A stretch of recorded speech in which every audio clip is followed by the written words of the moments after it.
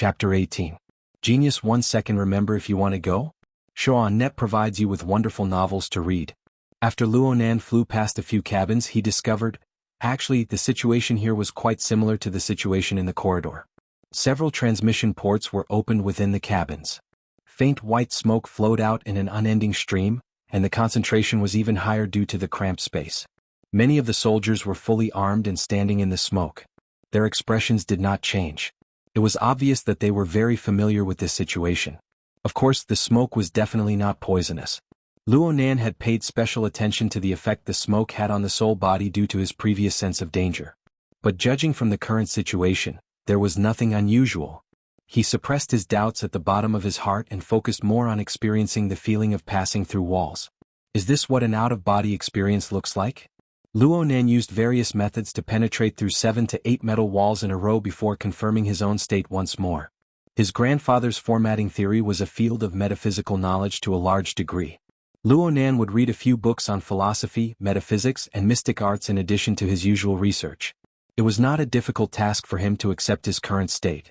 However, Luonan also sensed that this ability of his was far from reaching the level of perfection when compared to the ancient records and the knowledge of the mystic arts. When he'd just left his body, he'd almost been dismembered by the cold air of the outside world. Thinking about it now, he still had lingering fears. He had to rely on the burning wraith, this external fuel tank, to ensure that he could cruise for a long time. But no matter what, the feeling of dog sled and riding the clouds was completely different. There was a huge difference between passive and active states. This was the first time Luonan had relied purely on his own will to move after his out-of-body experience. Of course, he wasn't used to all sorts of things. Love going small sake netka most of the time, there will be some redundant actions and thoughts.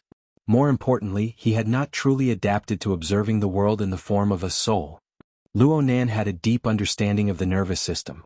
He quickly discovered that on the soul plane, the traditional 5 senses of sight, hearing, nose, tongue, body, and mind had undergone a large-scale transformation in their operating mechanisms.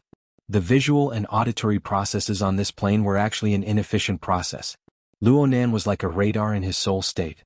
He was constantly receiving all sorts of wavelengths from the outside world. The source was so rich that it far exceeded the types of signals that the human nervous system could receive and process. If he stuck to his habit, most of these signals would naturally be lost. Only some of the signals that the nervous system normally processed would be channeled in and transferred to the body for processing before the results were presented in the form of the 5 senses. Not to mention the problem of losing a large amount of waveband signals, even the processed signals would be distorted to a large extent due to the lack of real stimulation to the nervous system. At the very least, he had almost lost his sense of touch. Seems like it's better to deal with it directly. But in this case, how to compile it became a big problem. Luonan deliberately went to sense and gather information. He immediately tumbled a few times due to the chaotic and complex amount of information in his surroundings. It seemed that it would be a long process for him to adapt to life on the soul plane. That is to say, with the change of thought, the level and range of the soul sense would be partially expanded. It was like a classical radio, in which one could occasionally hear something interesting amidst the clattering noise. This was an extremely novel experience. Luonan didn't mind spending a bit of energy to mull over it. At this moment, a few intermittent keywords caught his attention. Luonan's mind stirred slightly, and a small deviation occurred in the direction he was heading. While he was releasing his senses, he was still separated by several layers of metal walls, yet clamorous noises assaulted his face. Luonan actually felt a strange sense of intimacy as he entered. This was because this was the place where Lianyu, Li Xueqing, and the other rich kids were imprisoned. Luonan never thought that he would be able to enter and observe the environment he once stayed in such a marvelous way. He clearly existed, yet the others were completely unaware of it. It gave off a marvelous feeling of unreality. Lianyu and the other rich kids were completely unaware that a specter had appeared beside them. They were having a great time arguing. Facts proved that one had to first find the cause of everything within oneself. The atmosphere between the group of rich kids wasn't any better after a certain pervert was imprisoned by himself. Because of the series of events involving the banned drugs, the imprisonment, and Li Xueqing, the group of people went from lamenting to complaining to arguing and clamoring. The atmosphere unwittingly became tense again. The alarm of the mutant and the strange situation of smoke pervading the air caused them to quiet down for a while. But it was unknown who took the lead and arguments appeared once more.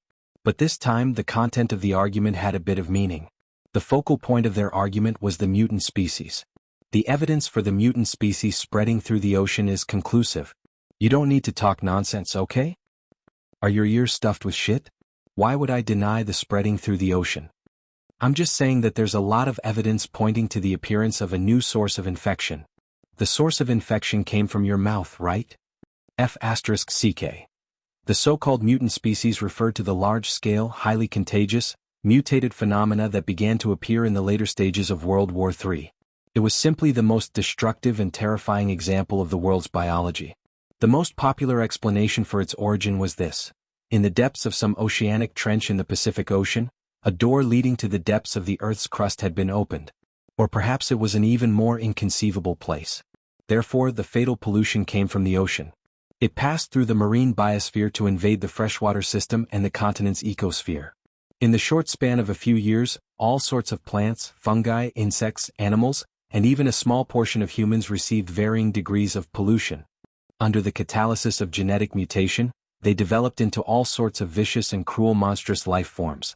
For a time, they were at the very top of the food chain even now. Before the appearance of Quantum Corporation's Deep Blue platform, humanity was in dire straits when faced with such a terrifying species. They could only rely on large metropolitan areas to carry out their defenses.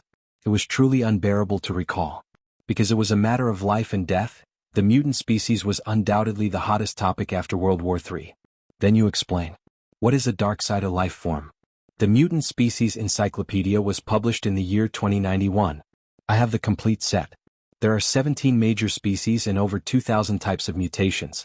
Which eye of yours saw a dark-side life form? Sure, if you think your encyclopedia is a holy scripture, then I'm convinced. You're so stupid that I'm convinced. Wait. Finally, someone came out to stop the quarrel. There's no need to be angry about this matter. A new species of mutant can jump out at any time. We're all amateurs. It's impossible for us to figure it out.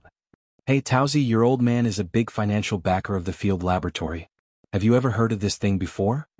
Lu Tao, who wore vintage gold-rimmed glasses, looked refined. He could be considered a small anomaly in the crowd. He normally didn't speak much, but he had a certain shocking flavor. He had been holding back his big move as soon as he heard about the Darksider life form. Now that he finally had the opportunity, he chuckled, Darksider life form? Treat it like a specter. It's a pretty good angle to cut into. Chapter 19.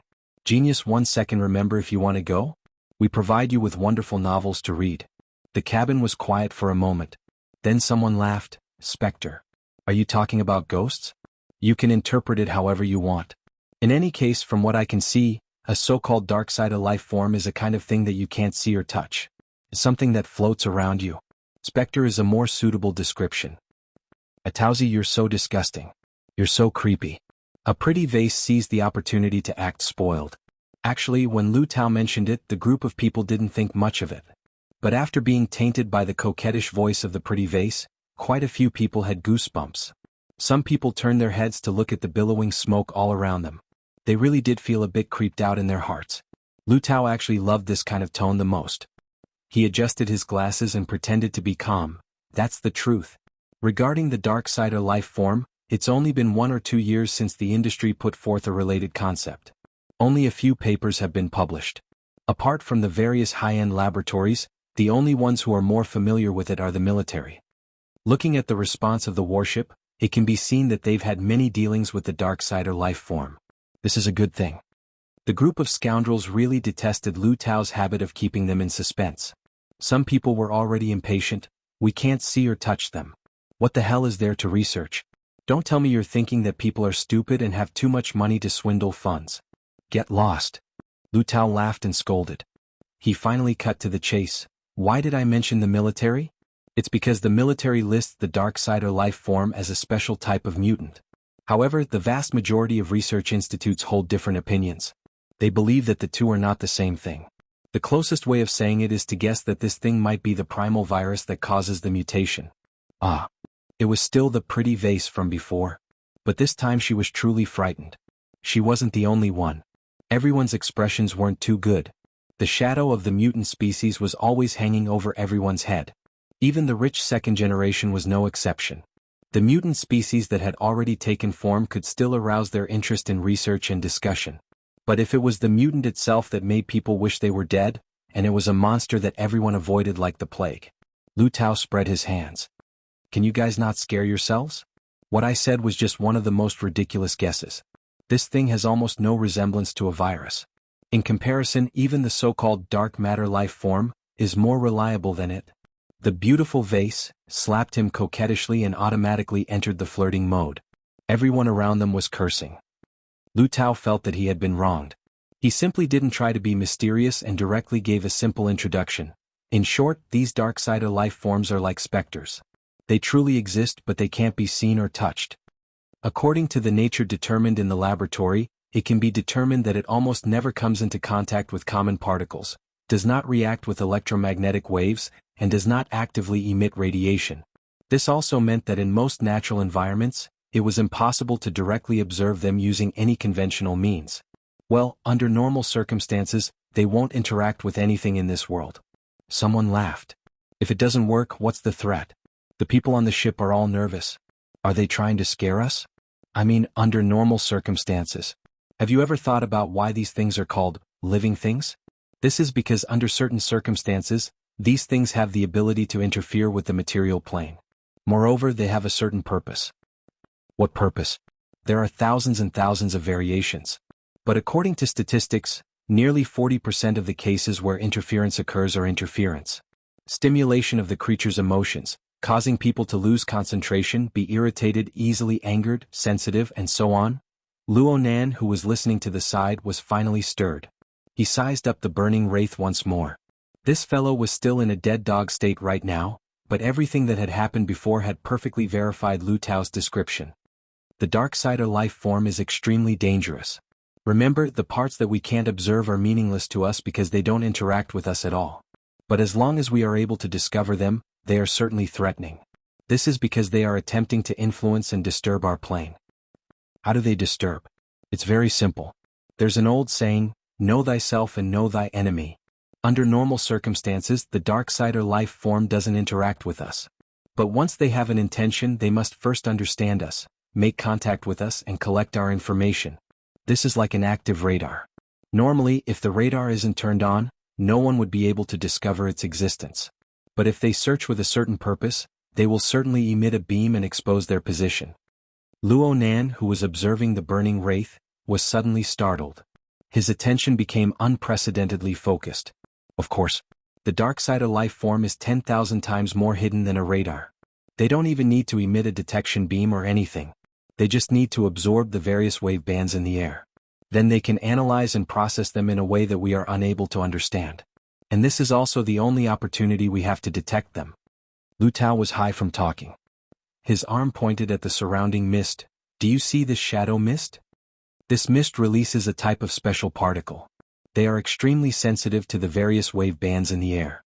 Once they discover which direction has a relatively concentrated nature change in the wave band, they can transmit the relevant data to the central AI through various sensors.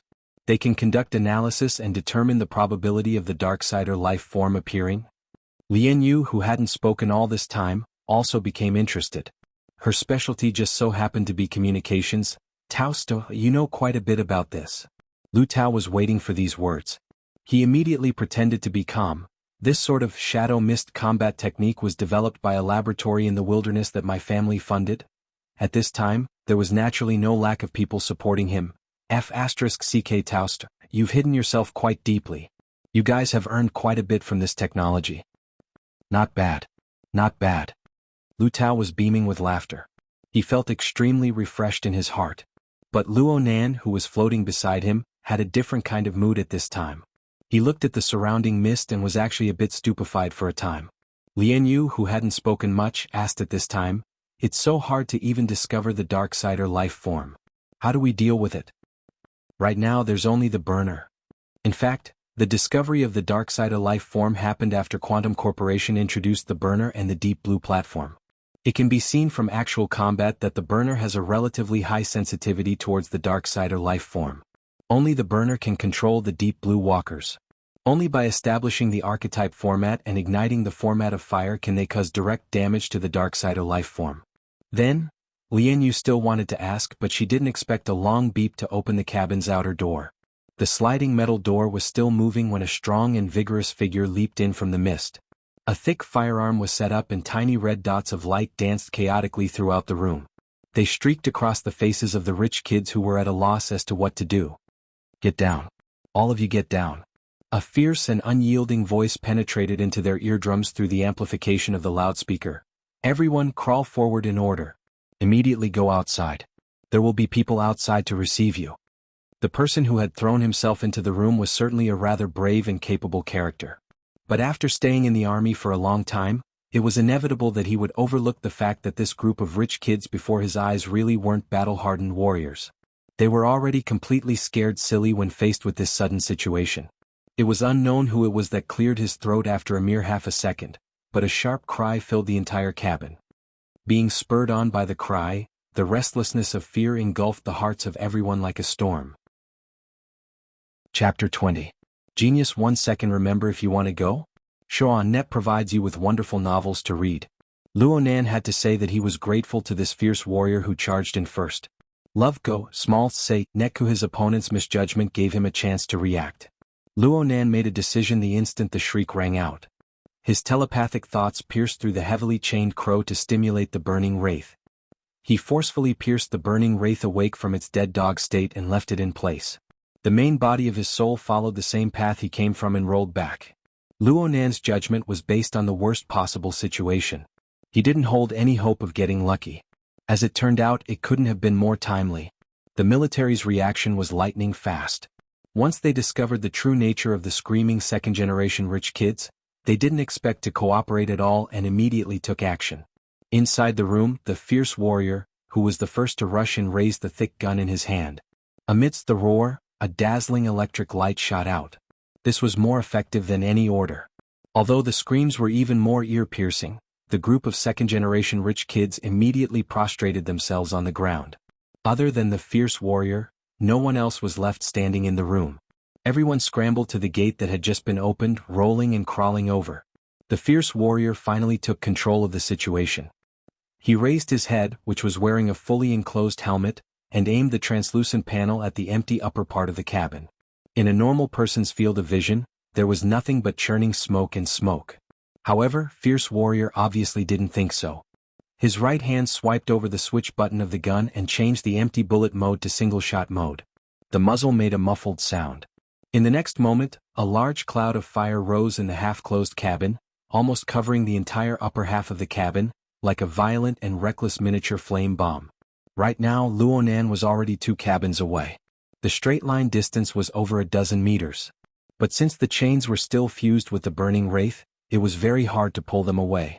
The information from the other side was unavoidably transmitted back.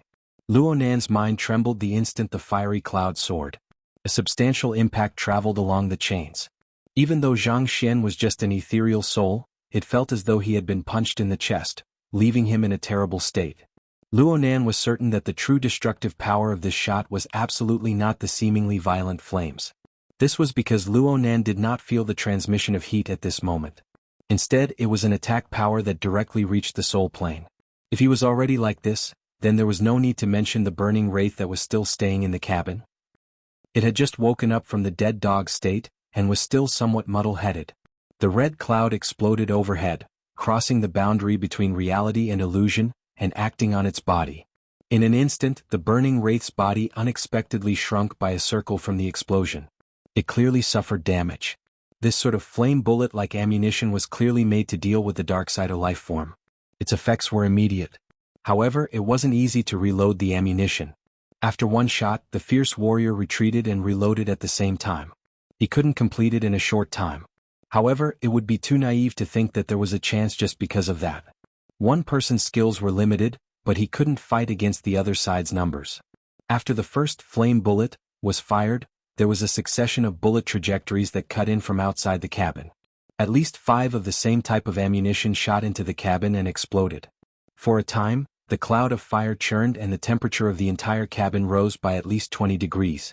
The soaring temperature looked frightening, but it was actually meaningless. It proved that the destructive power of the ammunition had shifted beyond the conventional plane. The burning wraith that remained in the cabin had the most right to speak. Not only did this wave of flame bullets have a direct attack on the soul plane, it even had a viscous ability. The burning wraith also attempted to flee when it suffered the attack.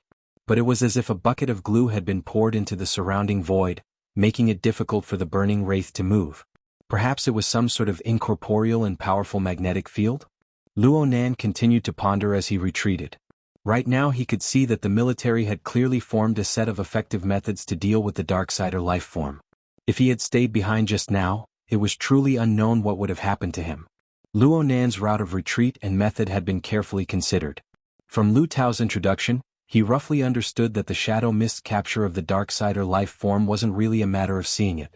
Rather, it was a method of calculation that had a problem with probability. In other words, it was very likely that the military didn't know the true form, quantity, and relationship between the Darksider life form. Luo Nan pushed out the burning wraith that he had just obtained without the slightest hesitation. With the burning wraith attracting firepower, he could be considered safe up until now at least. But at this moment, the burning wraith that was bound within the cabin had finally aroused its vicious nature after it had suffered a series of attacks. The wraith's body, which was already riddled with holes, suddenly shrunk. Its originally incorporeal shadow body became a bit more solid. There was even an instant where the outline of a body became even clearer.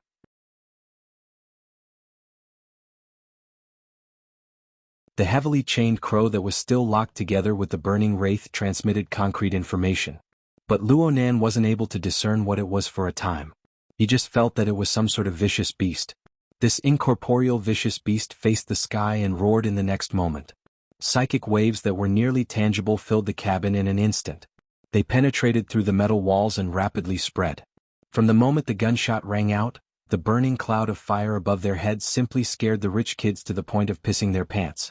They all screamed for help right now. Some people didn't even have the strength to crawl cleanly. Luckily, the soldiers outside the door saw through their nature and changed tactics. They promptly extended their hands and dragged them out. But the burning wraith's roar arrived at this time. Actually, no one heard the sound. But under the sweeping psychic waves, an irrepressible fear of death erupted in everyone's hearts. At least 3 people pissed their pants in this instant. There were even some who directly fainted. But on another level, through the chains and through the burning wraith, Luo Nan saw that this group of rich kids had already collapsed in the face of fear. Between their mouths and noses, between the pores of their bodies, a very strange thing began to ooze out. Countless dark red specks of light floated up. They were like specks of dust floating under the sunlight. But the dim glimmer clearly contained a marvelous energy. It was like a strange spore, and its source was the dozen or so shivering rich second-generation heirs inside and outside the cabin. Practically everyone's body sprayed out these dark red spores, interweaving with each other. As a whole, they formed a thin glowing mist that covered the entire cabin. The density of the glowing mist rose far too quickly. There were large amounts of spores exchanging in and out of their bodies at every moment. The density was so great that it simply burned with a layer of gloomy flames. Finally, the density of the glowing mist reached a certain limit. It spontaneously bubbled up and submerged the burning wraith within. Only a vague outline of its outline could be seen. At first glance, it looked like Luo Nan had sketched the wraith in the beginning. It was just that it was much more concise. There were many places that had already broken away from the structure of a picture. It had become extremely abstract. As a whole, it was just like an enlarged strange symbol. The burning wraith locked onto its target the instant the symbol appeared. The fierce soldier, who had always been at the very front, had a sturdy body wrapped in exoskeleton armor. It was as if it had been struck by lightning. Then it violently twitched and fell backwards. However, a faint smoke rose from the tangible body, and then it showed signs of dissipating. Chapter 21. A Genius in 1 Second Remembers Love? Speak, Net, providing you with wonderful novels to read. Luo Nan was familiar with the series of circumstances that occurred within the cabin. One was the roar of fear. It was practically a replay of Luo Nan's experience on the viaduct. And on the soul plane, a few more essential things were exposed. Looking at the other people's expressions, it was clear that they knew nothing about the spore. Then there were the fallen fierce warriors. Luo Nan felt the unforeseen events that happened to the fierce soldier. This was because in the moment when he was forcefully pulled out of his body, this dark and incorporeal vibration penetrated his body, forcibly blasting his soul out. Looking at it now, this was truly a battering ram that acted directly on the soul plane. The fleshly body on the plane of reality was completely unable to defend against a single hammer strike. It directly struck the soul. It was filled with the meaning of the mystic arts. The fierce soldier clearly didn't have the ability to leave his body. This time things were probably far from good. Luo Nan's mind stirred. He had no enmity with the military's combat personnel. He didn't wish for someone to lose their life because of the inexplicable Darksider life form. He hesitated for a moment before issuing an order to the Burning Wraith for the first time since the fight began. The Burning Wraith was slightly sluggish within the cabin. Right now it was driving the dark flames to burn away all the surrounding binding forces, allowing it to regain its freedom. Moreover, its strength had increased explosively. But Luo Nan's order reached its core plane through the chains, making it hard for it to refuse. The Burning Wraith split off a streak of bloody light to roll up the overflowing smoke from the fierce soldier's body, forcibly stuffing it back in. It circled around in the air, ignoring the exploding clouds of fire as if they were nothing. It carried the red light of the dark flames as it escaped from the cabin. And at this time, Luo Nan's soul body was silently following a distance of over a dozen meters. According to Lu Tao's words, the military used the shadow mist to detect the Darksider life form. This was to observe each information waveband to see whether or not it had a tendency to interfere with changes on the plane of reality. Luo Nan didn't understand the calculation method involved, but he knew that even if he was forced by the Burning Wraith to do something beyond his abilities, he was able to maintain his current state for a long time. This was mostly due to his own format. His soul was in the out-of-body state. He naturally had a tendency to interfere with reality. Otherwise, he would be in the chaotic darkness and he would become inhuman. How was this possible? In this way, it was very possible that he was a natural were to go in the opposite direction. It would be unknown who would be the first to be caught. Since he couldn't create a diversion, he could only pull the wool over everyone's eyes. He pulled the chain, maintaining a distance that was neither too far nor too close. He followed behind the Burning Wraith, at the same time carefully adjusting his route. Although the current Burning Wraith was still at a level that ordinary people's eyes couldn't see, however, due to the frequent interference of the real world, the military's detection system could be said to be blazing with a fierce light. The well-trained soldiers outside only lagged behind for about half a second before they turned their guns and used that special fire cloud to seal off the corridor. However, the Burning Wraith used the move Fearful Roar. It used a peculiar method to absorb other people's fearful emotions for its own use. Its strength rose explosively for a time. It was a bit strenuous for Luo Nan to control it, let alone these soldiers who could only rely on special equipment to deal with the enemy. Even though the fire cloud pervaded most of the long corridor, the Burning Wraith still walked how it wanted to walk. It occasionally used the siege hammer to shoot. Even though Luo Nan suppressed it over and over again, it didn't cause as much damage as the first strike. However, those who were hit would fall into a state of unconsciousness. They didn't even know what was going on when facing an invisible enemy. Such a treacherous situation really was an absolute test of the willpower of the human heart. Even soldiers who had gone through strict training were able to maintain uninterrupted firepower according to the drill manual. It was hard to avoid the feelings of fear and panic in their hearts. This was a difficult knot to unravel when facing the Burning Wraith. So much so that the number of strange spores in the long corridor increased once more. They didn't just come from the bodies of the collapsed rich kids. They also came from the bodies of the soldiers in battle. Large amounts of spores floated up, infected, and exchanged. The magic of fear was like an avalanche. It pressed down on everyone present. The combat formation formed by the elite soldiers and the rhythm of the successive firepower had already shown visible disarray. 1, 2, 3, 7, 8. Including the one who was still lying in the cabin, there were 9 well-trained elite soldiers dressed in advanced exoskeleton armor. They formed a combat squad that was enough to contend against powerful mutants in the wilderness. But under the fierce might of the Burning Wraith, they actually didn't have the strength to fight back. Luo Nan observed this scene. His mood was a bit complicated.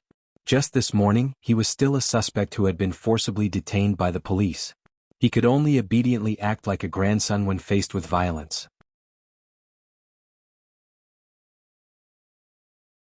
But after a short few hours, his Dominator strength already possessed the ability to directly defeat a small elite squad of the military. This strength was powerful and terrifying. It was mysterious and realistic. However, one could infer from the scene before their eyes that the planetary government was in a terrible mess when faced with the wilderness, faced with the mutant, and faced with the Darksider life form. Luonan wasn't a good child who worried about the country and the people, but he remembered a sentence. Every person was only 300 kilometers away from the wilderness. On this planet, every person faced the threat of the mutant. And now it looked like this threat was much greater than what the government and the media usually publicized. In the end, Luonan didn't have a melancholic temperament. He quickly recovered from his emotional state and slightly controlled the fierce flames of the burning wraith. At the same time, he corrected his path and prepared to continue piercing through walls to return to his body. But the burning wraith transmitted a restless reaction in the next moment. It was just a hair slower than the burning wraith. Luonan had an inexplicable feeling as well. He shifted his attention, but he heard a wave of muffled footsteps. At the end of the long corridor was a bright color like the azure sea. It turned a corner and approached step by step. It was also an exoskeleton armor. The head was a bit flat, and it had a multi-angular helmet. It was once known as the most masculine exoskeleton design. But from Luonan's perspective, it was like a praying mantis pouncing on its prey. The reflection of light from every corner possessed a penetrating power like the edge of a blade. A low and fine hissing sound rang from the back of this completely sealed helmet. At the same time, the exoskeleton's shoulders, chest, abdomen, ribs, and every other part of the forelimbs all had minute deformations. The entire armor seemed to have expanded by a size in an instant. And marvelous patterns of light began to appear on the coating layer of the armor. They appeared flat, circular, hyperbolic, and all sorts of other shapes. Fine electric currents seemed to be leaping about on the outer shell of the armor. But upon closer inspection, how could it be electric currents? It was clearly a layer of fine interweaving flames. They stuck rigidly to the outer shell of the armor that was deep blue like the sea. Only the dazzling light of the flames swayed faintly. Deep Blue Walker. Archetype format form. Many thoughts jumped in Luonan's mind in succession. Finally, they all came to one place: format of fire. Before this thought had even finished, a translucent light of fire sprinkled out from the body of the Deep Blue Walker that advanced with large strides. The quality was crystal clear, like a soundless through the long corridor corridor and interweaved with the all-encompassing cloud of fire emitted by the military. An astonishing reaction was produced in an instant. Chapter 22. Genius in 1 second. Remember Love Go? Speak, Net, providing you with wonderful novels to read. Gurgle, gurgle. Luonan crashed into the metal wall of the long corridor with a loud bang, in fact, leaving the majority of the long corridor was filled with fire clouds. Many people exclaimed in surprise. The swelling and bursting dark collision, the exoskeleton armor weighing hundreds of kilograms looked like a lava lake in the ground. The protective flames on his body dimmed even more, and these bubbles were like a strong detergent with a barrel rolling effect. Like this, he leapt into the air by the roaring of fear were immediately annihilated the moment they came into contact with the boiling fire clouds. It looked like this blade had deviated the power that was already operating effectively. It had only gloomy dark periphery that revolved around the wraith's body, but that tyrannical and fierce one had already converged and linked up. A vortex formed in the void, directly attacking the core of the burning wraith. Whether it was the burning wraith, two consecutive strikes, or the flames released by the soldiers, as long as they were sucked into the vortex, reaction would become disordered. And if this was all, then the burning wraith wouldn't be considered to have fallen into a disadvantage. Looked ferocious, but the problem was actually most afraid of going against a firm and strong military transport ship. It had been subdued by muffled bang before, and now a blue light suddenly by a single saber from a certain cabin on the side of the corridor. The Slayer's situation wasn't good either. Rushed out from after that saber strike, it was actually another deep smashed flat onto the floor, its propulsion system sliding into a corner and pushed to the limit. It was much more valiant than the previous one, directly pouncing forward to enter the field. The alloy dagger in its hand was raised horizontally. At the same time, he seized the opportunity to control the formatted surface, causing the already imposing fiery cloud vortex to suspected whether or not the Slayer possessed the ability to directly perceive the dark side. A long corridor gave birth to misgivings. The direction of the dagger's edge was actually cutting straight at the area where the burning wraith was located. Particularly, it was near the center, and a certain burning wraith reaction was a bit slow. Burning wraith's position. Perhaps the distance between the two was too close, had given perhaps the burning wraith a sense of danger from a physical attack, forcing it to awaken when the fiery light of the dagger neared its body. The burning wraith didn't care about revenge or any dodge. It simply transformed into a rainbow of light. No matter if it was the outer layer of gloomy weakest flames or the inner layer of near nothingness. Then it tunneled through the ground, a long scar that could be seen with the naked eye was directly cut open, and entered the lower deck was transformed into nothingness. The central AI's judgment was as sharp as before, the information transmitted by the burning lying on the ground in the long corridor acted as ruthless power burst forth, making it hard to continue the follow-up measures. The burning wraith's vicious nature had already been aroused. It could only order a second wave of interceptions. It completely disregarded Luonan's previous orders. To enter the field. The siege hammer no longer held back. He had no intention of pursuing. The Slayer's protective form helmet, revealing a handsome and solemn face, its body, which was still none gliding other than Yen Yongbwa, lost control. At this time, the medic went to look at the fighter on the ground, whose life or death was unknown. But before they could truly make contact, the fighter suddenly flipped over and sat up. He pushed the medic aside, the fighter's emotions were completely displayed with resentment and fury. Yen Yongbwa walked forward. His usually grave and stern face revealed a smile for the first time. He extended his hand towards the fighter. Captain He, controlling your emotions is the #1 task when dealing with the Darksider life form. Moreover, you've already done it to perfection just now.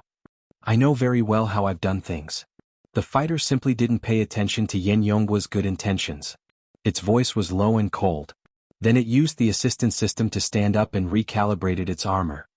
Captain He, the fighter turned the translucent panel of its helmet around to face Yen Yongbwa. Quantum Corporation's professional quality can be considered trustworthy. I hope we can cooperate in the future and reduce unnecessary mistakes. I treasure this time very much. Yen Yongbwa faintly smiled. That's only natural. The fighter turned around and left. Yen Yongbwa followed behind. He carefully savored the low and hoarse voice and the special flavor that belonged exclusively to a woman. He also pondered over whether or not there was any other meaning to her words. Several seconds later, he hung his head down and used the company's public channel to give his subordinates a reminder. The target strength is strong. Everyone, when cooperating with the military, the first task is stability. Blackie, especially you. Don't be impatient and rush forward. First, be a good support. Blackie naively replied, I know. I'm watching. According to wartime regulations, all non-military communication channels were either blocked or monitored. They weren't allowed to speak carelessly either. Yen Yongbwa's words and actions quickly drew a warning from command. But since there wasn't any sensitive information within, and it coincided with the military's position on Quantum Corporation, the criticism was just routine business. Only Yen Yongbwa and Blackie, the two people involved, understood the true meaning within. Delay the operation for now. Observe and wait for changes. Yen Yongbwa hung his head down. His mind spun. Today was truly a lucky day. I actually got the chance to get to know and interact with Captain He. Compared to this koi that could ascend the Dragon's Gate at any moment, the malnourished little cub of the Luo family could be put aside for now. There were many ways to probe a child's background. But today's good opportunity wouldn't come again if it was lost. No matter what, he had to leave a good impression in the eyes of Captain He. Yep, putting in a bit more effort wasn't a big deal.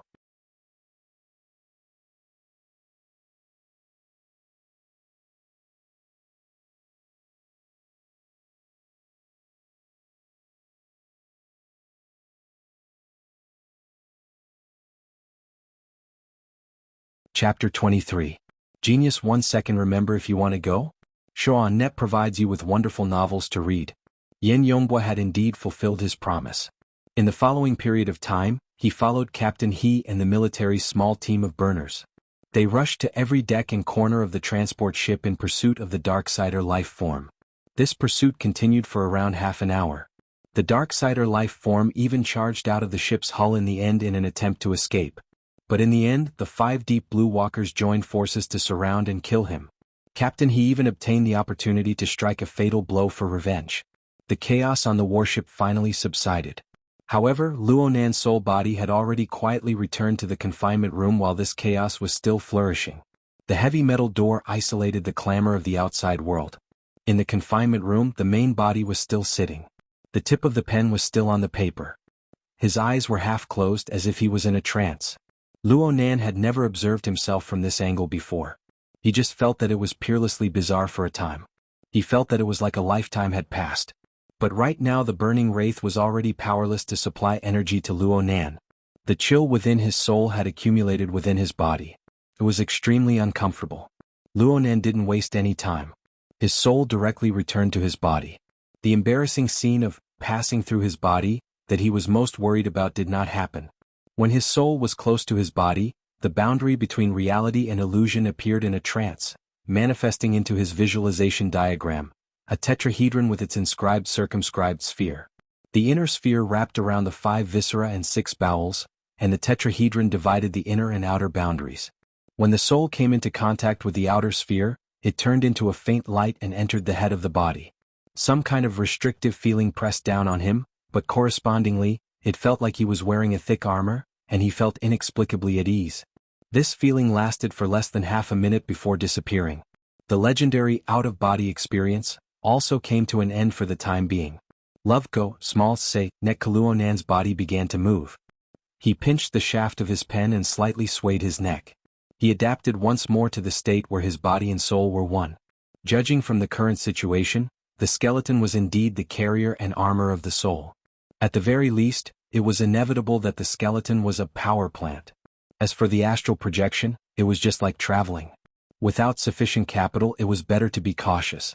In reality, without the burning wraith, if he wanted to leave his body, he really would have to consider it carefully. The burning wraith was done for. It hadn't been long since the spirit and flesh had become one, but the burning wraith had sunk into a land of death. The continuous attacks had already far surpassed the limits of what it could bear. Moreover, it had also encountered the slayer it feared the most. The format of fire and the tyrannical will had fused together, causing fatal damage to it. Losing the burning wraith was of course a pity, but compared to his own life, what was the big deal? Luonan took a deep breath. Though his soul had already returned to his body, there was still a test before him.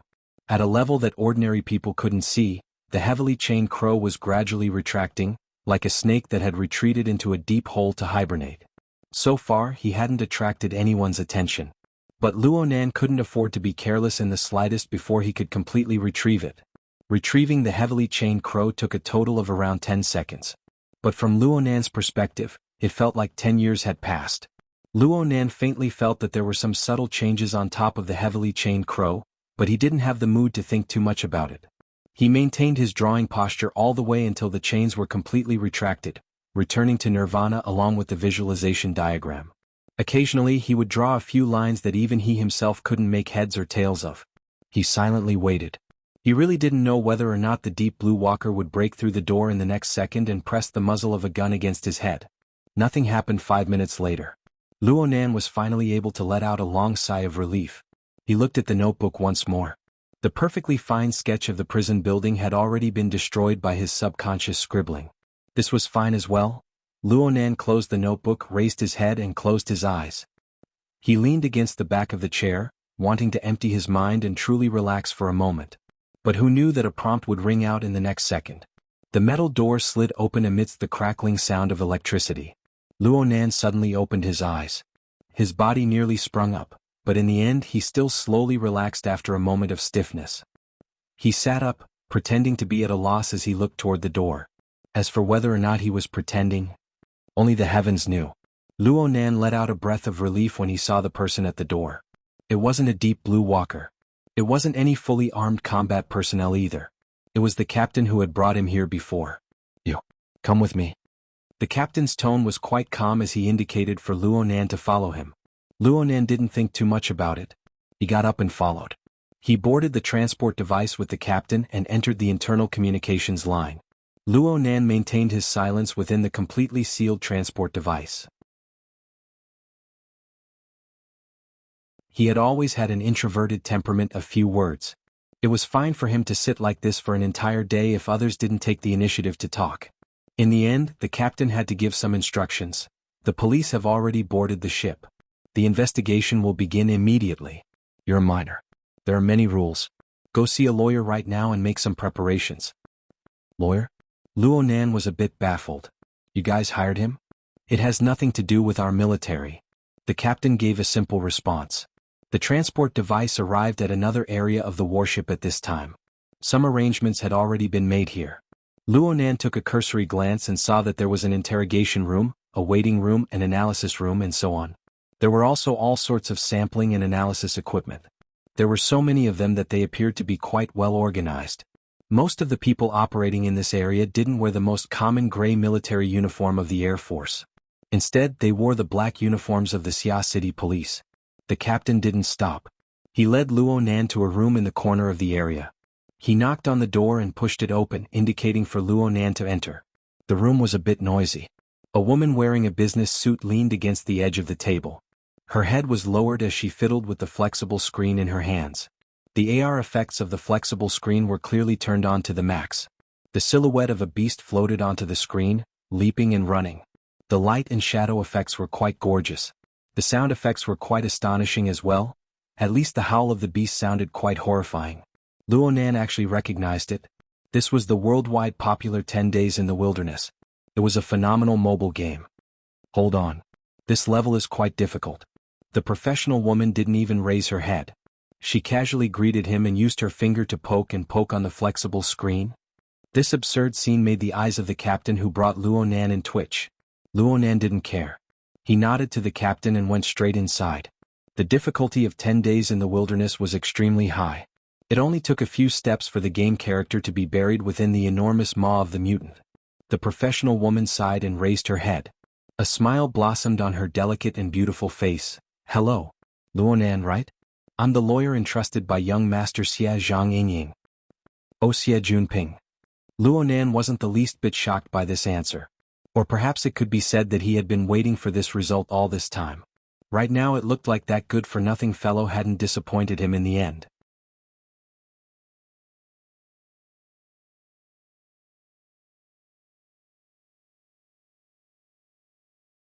Chapter 24.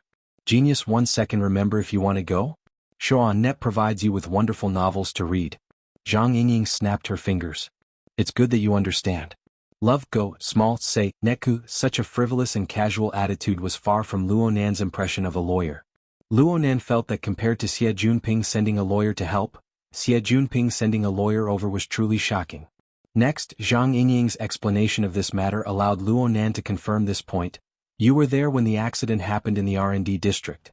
You should know that the military and the police are taking this very seriously. Due to the chaos over there, I don't have the energy to deal with small fries like you, and I can't do any screening either, so I can only temporarily escort you to the transport ship. Well, it can be considered a blessing in disguise. Luonan was dumbfounded as he looked at her. Where is the fortune? Zhang Yingying blinked. It's a blessing not to rely on either side. You're still underage, right? Thank goodness we intervened in time on the transport ship. Otherwise, if we went to the police station and followed the strict procedures, there's no way we could hide it from our family, hee. Luonan was left speechless. He had to admit that this young lawyer's words had hit the nail on the head. If his aunt were to find out about this matter, the scene would be truly unimaginable. Zhang Yingying was finally satisfied when she saw Luonan's expression change. She said, It's not just this. Did you know about the chaos on the warship just now? I feel it. Luonan answered very straightforwardly. The shadow mist still pervaded the confinement room. Even a fool would know that there was a problem. You've got guts. I've seen the surveillance footage they sent. There's smoke everywhere and you're alone. Yet you're still so calm. You're still writing and drawing. It's rare, young man. I like young people like you the most. Zhang Yingying reached out her hand and smacked Luonan's shoulder with force, causing his somewhat stiff muscles to scatter. Zhang Yingying ignored Luonan's subtle emotions and continued to speak. I arrived on the ship 2 hours ago. I wasn't able to meet with you for a while because the government and the military are nervous. They're afraid that there's a problematic person hidden among you. They don't allow the outside world to come into contact with you. But as soon as this mess broke out, they knew that it was stupid to isolate the inside from the outside, so they began to change their strategy. It was indeed rather difficult to seal the Darksider life form. Luonan's thoughts flowed. He was a bit absent-minded. Zhang Yingying put on an act and coughed. So you need to pay attention. Isolating In essence, the you don't inside care from about the outside. small fish and shrimps. You look like you're being heavily now guarded, that you're but letting in go, reality it you're doesn't just trying mean to that be you're lazy. giving up. Instead, it means that you have the mentality of sifting through the ranks. They're going to be much more serious than they were in the beginning. Luonan nodded silently. At this moment there was a knock on the door. The captain from before had returned. Lawyer Zhang, please get ready. It's finally my turn. Zhang Yingying stood up straight. She wore high heels. She was half a head taller than Luonan, who had yet to finish puberty. She had a threatening aura at first glance. It was a pity that her immature cheeks and energetic smile were incompatible with her serious professional attire. She looked at Luonan's taut face and blinked.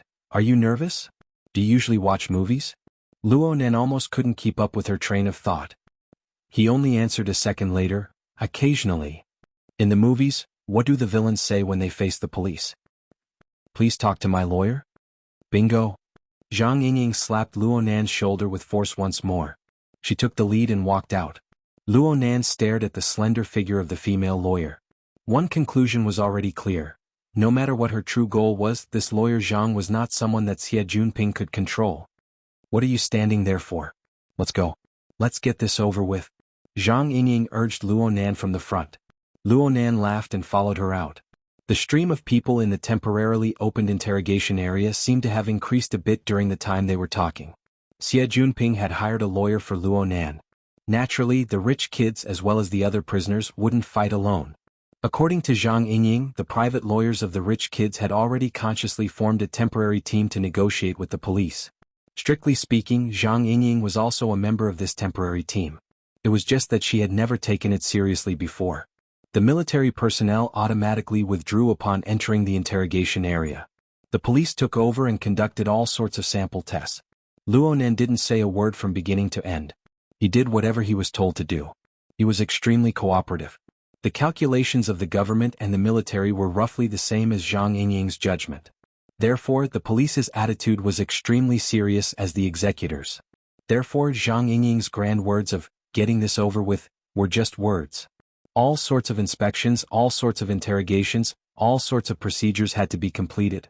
This even included dealing with the firepower of the other lawyers. Li Xueqing was still lying in the medical department of the warship, undergoing treatment. His family certainly wouldn't let this matter rest. Of course, they couldn't eliminate the possibility of using this to divert attention. Zhang Yingying by his side. This wasn't Luonan's area of expertise. A quick and decisive battle were ruined. The young female lawyer displayed a powerful strength that was able to discern man's talent, without any hindrances. Of course, Luonan didn't understand the negotiations behind the scenes, causing all the firepower to be like thunder but little raindrops.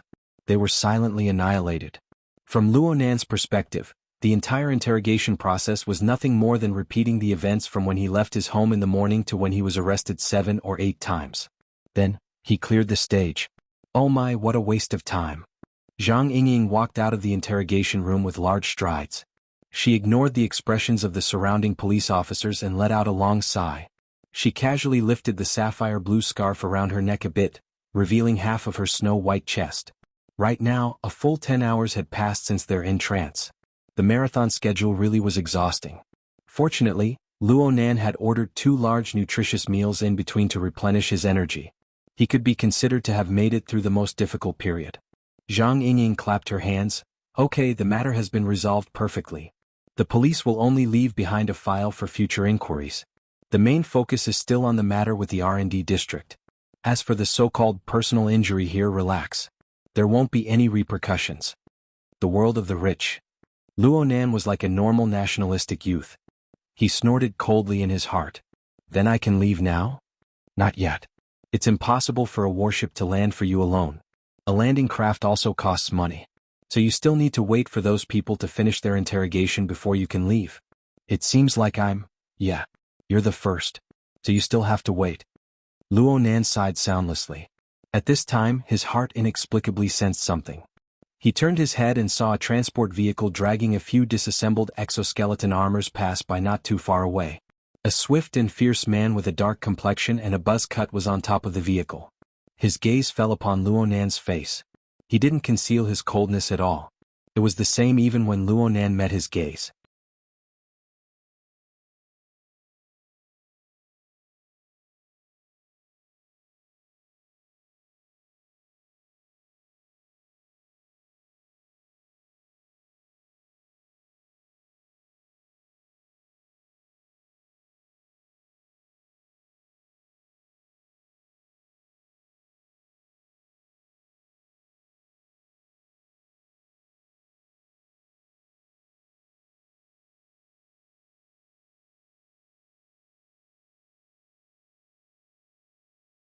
Chapter 25.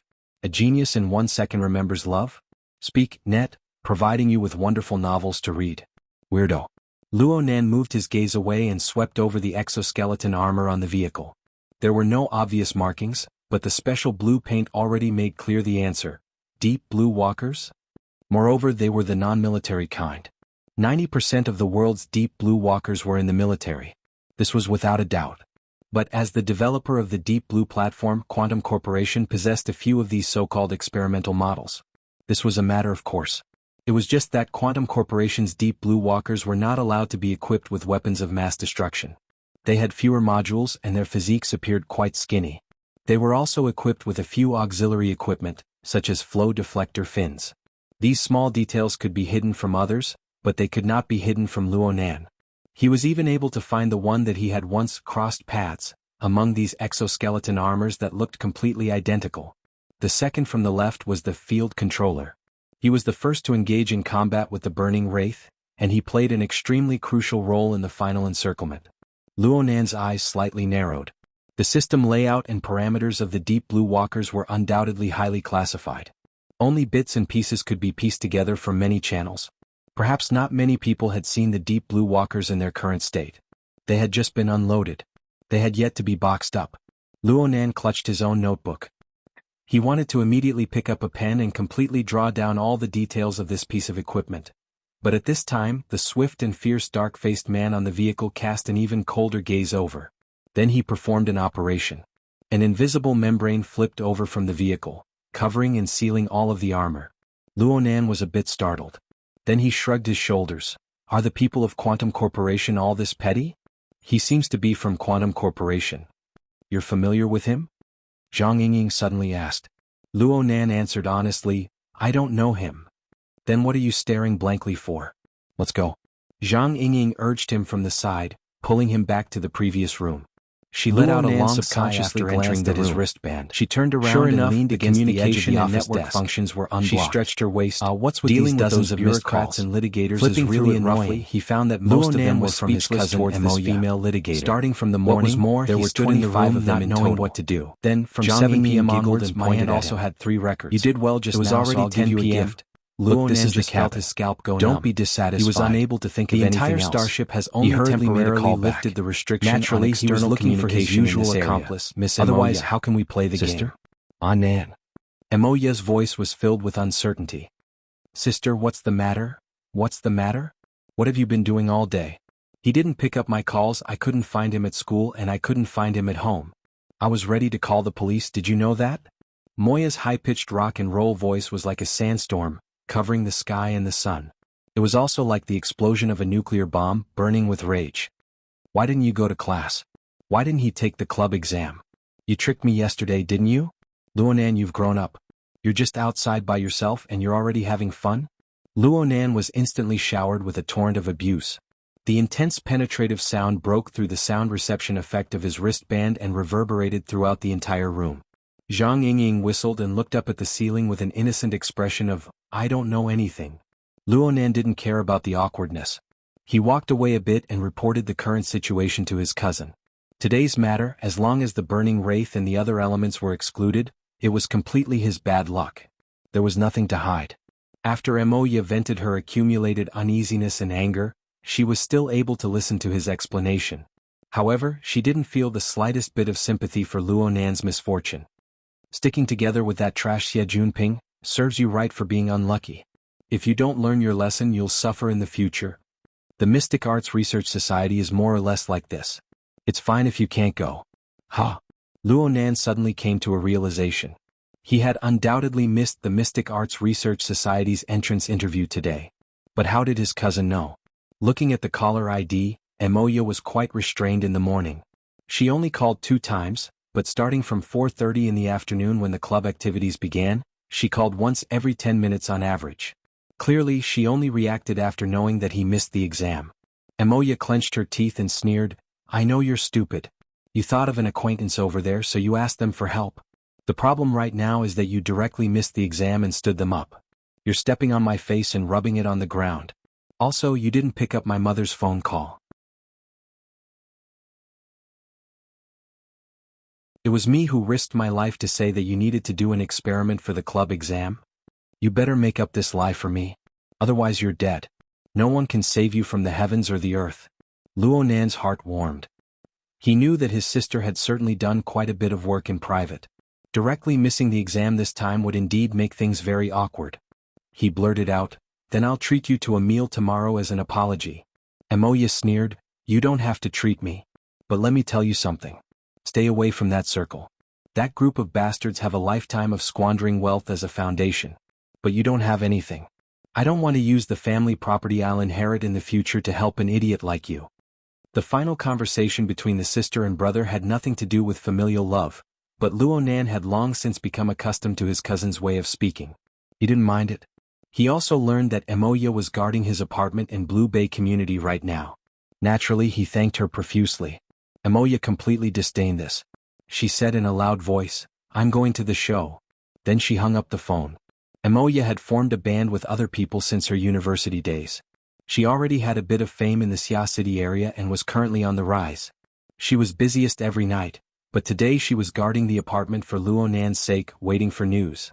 There was no need to say how much face she had given up. But Luo Nan couldn't help but grimace when he thought of the task his cousin had arranged for him. He pondered for a moment, but he still plucked up the courage to give his aunt a call.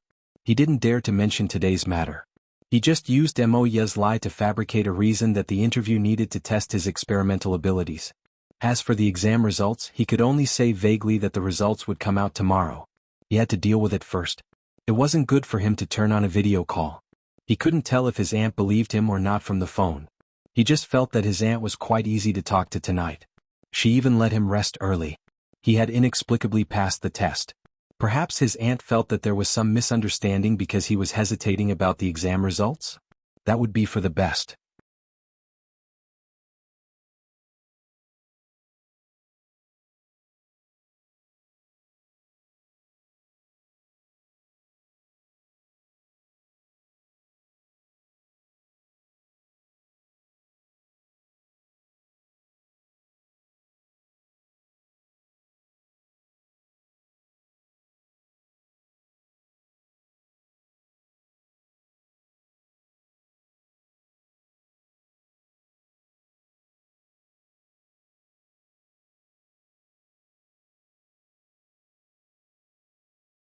Chapter 26. Genius 1 second. Remember love go divided by small? Talk. Net provides you with wonderful novels to read. In any case, this phone call wasn't much different from a harsh entrance exam. Luo Nan let out a breath of relief after hanging up. He relaxed all of a sudden. Love go, small, talk, Netku. He turned his head to look at Zhang Yingying and unexpectedly discovered that she was flipping through the notebook he had casually placed on his seat. The page she flipped to was the distorted sketch of the prison building. Though it had already been destroyed by Luo Nan's unconscious messy lines, Zhang Yingying still looked at it extremely seriously. She even used her hand to trace the direction of the lines. Luo Nan frowned and coughed. Zhang Yingying raised her head. She wasn't embarrassed at all. Instead, she asked him with interest, "This is a fantasy diagram, right? Why did you draw it? Was it because you felt something while sitting in the confinement room? What does the distorted layout represent? And what do those tools of violence symbolize? The outer lines are also very interesting." Luo Nan originally wanted to refuse to answer, but when he saw Zhang Yingying's expression, he suddenly thought of the subtle attitude she had displayed from time to time ever since they met. A sensitive chord suddenly plucked at his heart. Luo Nan looked at Zhang Yingying once more with a completely different gaze.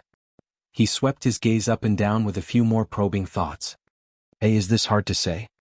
I just felt that I should draw it this way. The feeling came, so I just drew it this way."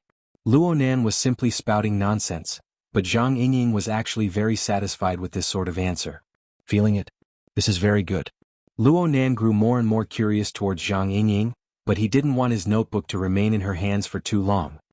He reached out and took it back, minding his own business as he sat back in his seat. It looked like he didn't want to talk much, but Luo Nan was actually pondering over how to further prove his own judgment. And at this time he heard Zhang Yingying call out, "Hey, wanna play around?" Luo Nan raised his head and saw Zhang Yingying raise her flexible screen to indicate to him, 10 days of combat is the essence. It's much more enjoyable than playing solo. Luo Nan wanted to refuse, Luo Nan wasn't in the mood to play, so he casually declined. Then let's play a few rounds. Especially insistent. Let me say this in advance. Right now she was just a lively and playful young girl. Her mental age seemed to be even younger than Luo Nan's. Zhang Yingying was beaming with joy. It's killing time. She looked casual at the police's progress, which was very different from her previous pretentious attitude. We'll be lucky if we can go home at 5 in the morning in front of Luo Nan for fear that he would just send me directly to school. Come. Don't worry, I won't throw you off the warship. The 10 days battle is controlled through hand gestures. You should understand this, right? Had an impatient appearance. Yes, I know a little. Love go, small, say, Neka. Luo Nan saw the flashing layers of green light on the flexible screen. He hesitated for a moment, but he still placed his hands on the screen in turn. Soon, the notification sound of the scan being completed rang out. Zhang Yingying snapped her fingers. Done. I'm saying let the battle begin. Zhang Yingying spread out the flexible screen as she spoke. She placed it on the office table in the room and sat to the other side, facing Luo Nan across the table. She dimmed the lights in the room, making it quite formal. As the command was issued, light waves were projected on the screen. A layer of light blue arc-shaped light film with a radius of nearly 1 meter spread out from the dome. The shades of color changed, and a suitable color scheme successfully constructed the game background of red earth and blue sky, a vast and desolate scene. Just by looking at the augmented reality AR special effects, one could tell that Zhang Yingying's flexible screen was certainly one of the top brands in the market. It was actually able to turn a portable mobile game like 10 Days in the Wilderness into a medium-scale wargame. Luo Nan sat upright outside of the game area. He looked at the vast wilderness condensed on a tabletop. Virtual characters wearing all sorts of exoskeleton armor shuttled back and forth. It would be a lie to say that his heart was like still water. He was only 16 years old. Playing games was human nature. How could he be completely immune to it? His heart was itching to give it a try when he saw the exquisite game screen. For a moment he wanted to blend in and truly roam the wilderness. For a moment he wanted to wantonly smear destruction on it. The subtleties of the human heart could not be more than this. Yes, he played games too little. Zhang Yingying quickly chose her character in front of him. She crossed her fingers and propped up her chin with the back of her hand. She beamed as she waited for Luo Nan to choose. Don't be anxious. Take your time. I'll let you win. Luo Nan didn't spend too much time. 10 Days in the Wilderness was a phenomenal mobile game that swept the entire world. The highest number of people online at the same time was 970 million. No one had been able to break it to this day. Right now, it had begun to leave the mobile game domain and was released on various immersive game platforms. When he was still living at his aunt's house, he had been dragged by his siblings to play against each other. He possessed basic common sense. He only thought about it for a moment before choosing a classic hero that was relatively easy to pick up. The Earth Army's ace in firepower, Haya. The data showed that this robust officer, active in the late 80s, was a walking arsenal with the support of the military's Fiery Eye platform. Though his movement speed was slow, his violent and accurate firepower was enough to eliminate the majority of enemies from a distance of 500 meters. After the character selection was complete, the game automatically configured the battlefield. But when Zhang Yingying saw the character selection, she immediately shouted, "What's the meaning of this? Are you looking down on me?" It's fine if you don't choose Deep Blue. Fantasy Mutant, which one is bad? Are you trying to deal with me by choosing a newbie character? There were over 100 characters to choose from in 10 Days in the Wilderness. They could be divided into 4 categories: the Standby class, Deep Blue class, Fantasy class, and Mutant class. The Standby class referenced military exoskeleton weapons platforms and famous battle heroes. The Deep Blue class referenced Quantum Corporation's Deep Blue platforms modifications. The Mutant class chose the most typical mutant species found in the wilderness. The Fantasy class was a fantasy weapon with a bold and unconstrained style. Though the game company did a great job of balancing things out, since they were referencing reality, they had to take care of reality. Out of the 4 categories, the Standby class characters were undoubtedly the weaker ones. They completely relied on their character's charm and the newbie characteristics of being easy to pick up. In online cooperative mode, the popularity of the Standby class uncles was quite decent. But in PvP mode, unless it was a newbie delivering food and an expert oppressing a chicken, generally speaking, no one would choose this category. Luo Nan shot a glance at Zhang Yingying. The corner of his mouth twitched when faced with her incomparably indignant attitude. "You're not choosing Deep Blue?" After a strange silence, Zhang Yingying clasped her hands together. She exaggeratedly elongated her voice and her eyes twinkled like stars. "Huh? You don't like the Deep Blue platform either. I hate the color blue the most. I get dizzy looking at it too much." Luo Nan shot a final glance at the female lawyer's sapphire blue scarf and lowered his head speechlessly.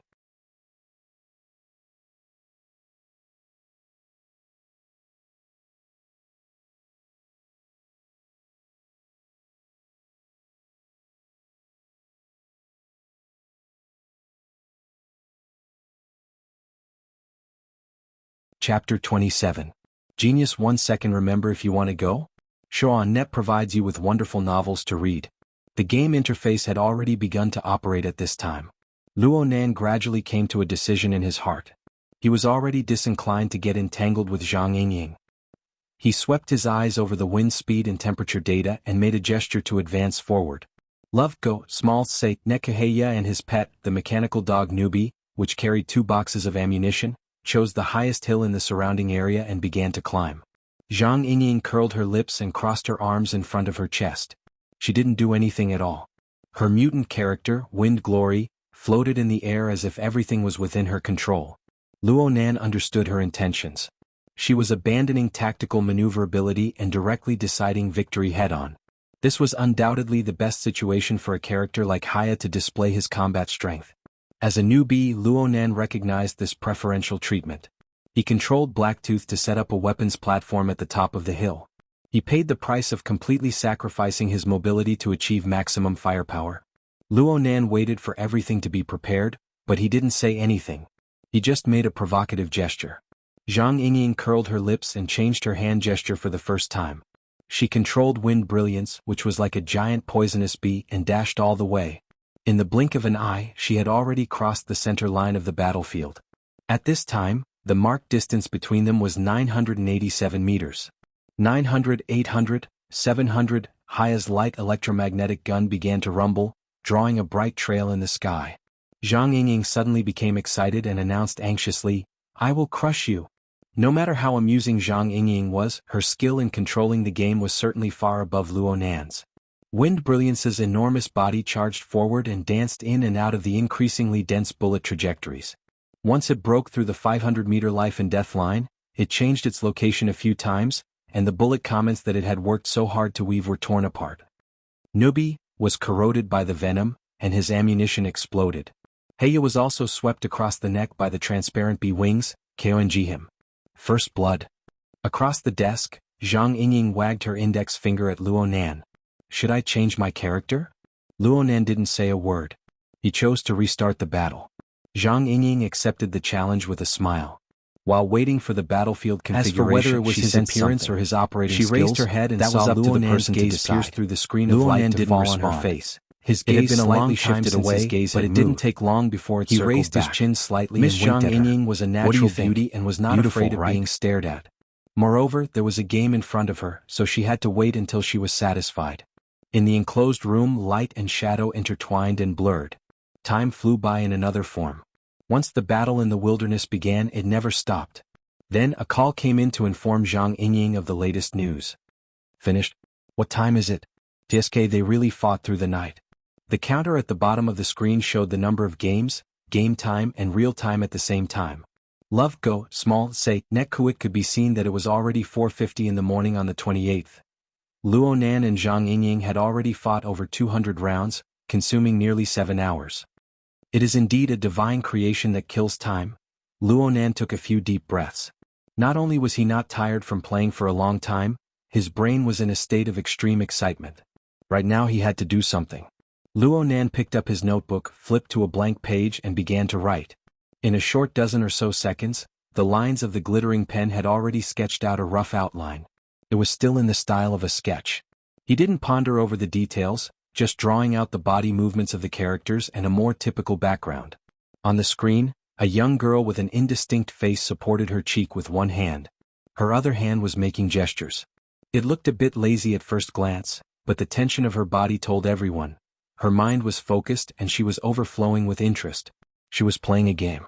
Whether it was 10 days in the wilderness or drinking or playing finger guessing, in short, it was the same flavor. She was still evaluating her opponent. Perhaps it was because of an intense desire to win, or perhaps it was because of some other goal. Luo Nan's pen paused a bit. He was certain that this was the effect he wanted. Luo Nan had already observed Zhang Yingying for a full 7 hours starting from 10 p.m. last night. Compared to his usual quick observation and quick mastery, this was undoubtedly an atypical method. However, Luo Nan believed that it was worth it. From his perspective, Zhang Yingying was absolutely an object worth recording. But there was one more thing that needed to be displayed. Luo Nan's pen paused, but he didn't start writing for a long time. It wasn't that he couldn't grasp it, but once he started writing, it would be the same as expressing a certain attitude. He could completely wait and observe. He faced the sketch and sank into contemplation. Zhang Yingying had already finished her call. She turned off the game's effects with a bit of regret and said to Luo Nan, "You can go home now. It's just that the phantom needs to be left behind as evidence." "All right." You want to go straight to school?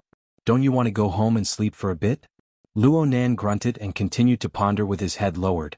The tip of his pen was about to fall, but he didn't. With Zhang Yingying's curiosity, how could she resist this? She immediately moved her head over to look, and then she was stupefied.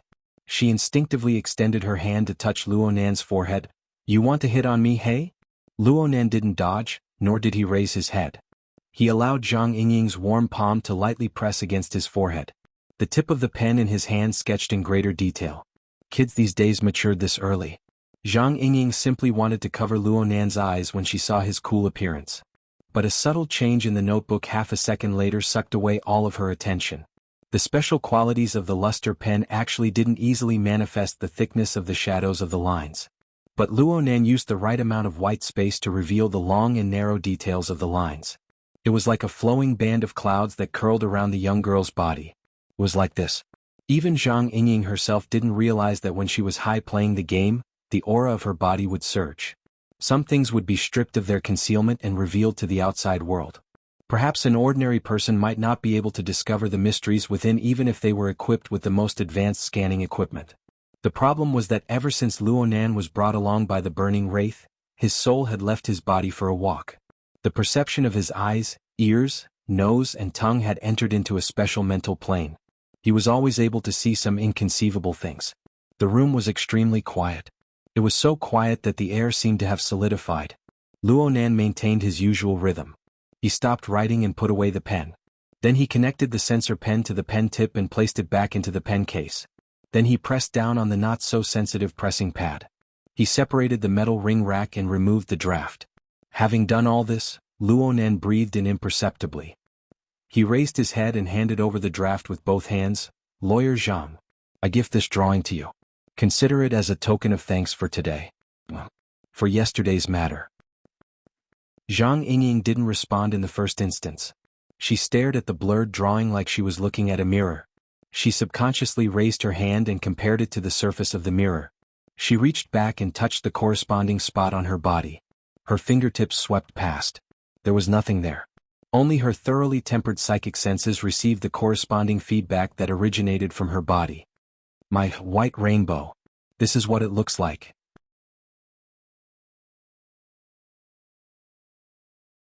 Zhang Yingying was stunned for a full 10 seconds before she suddenly woke up with a start. Her gaze instantly nailed onto Luo Nan's face. You? Psychic.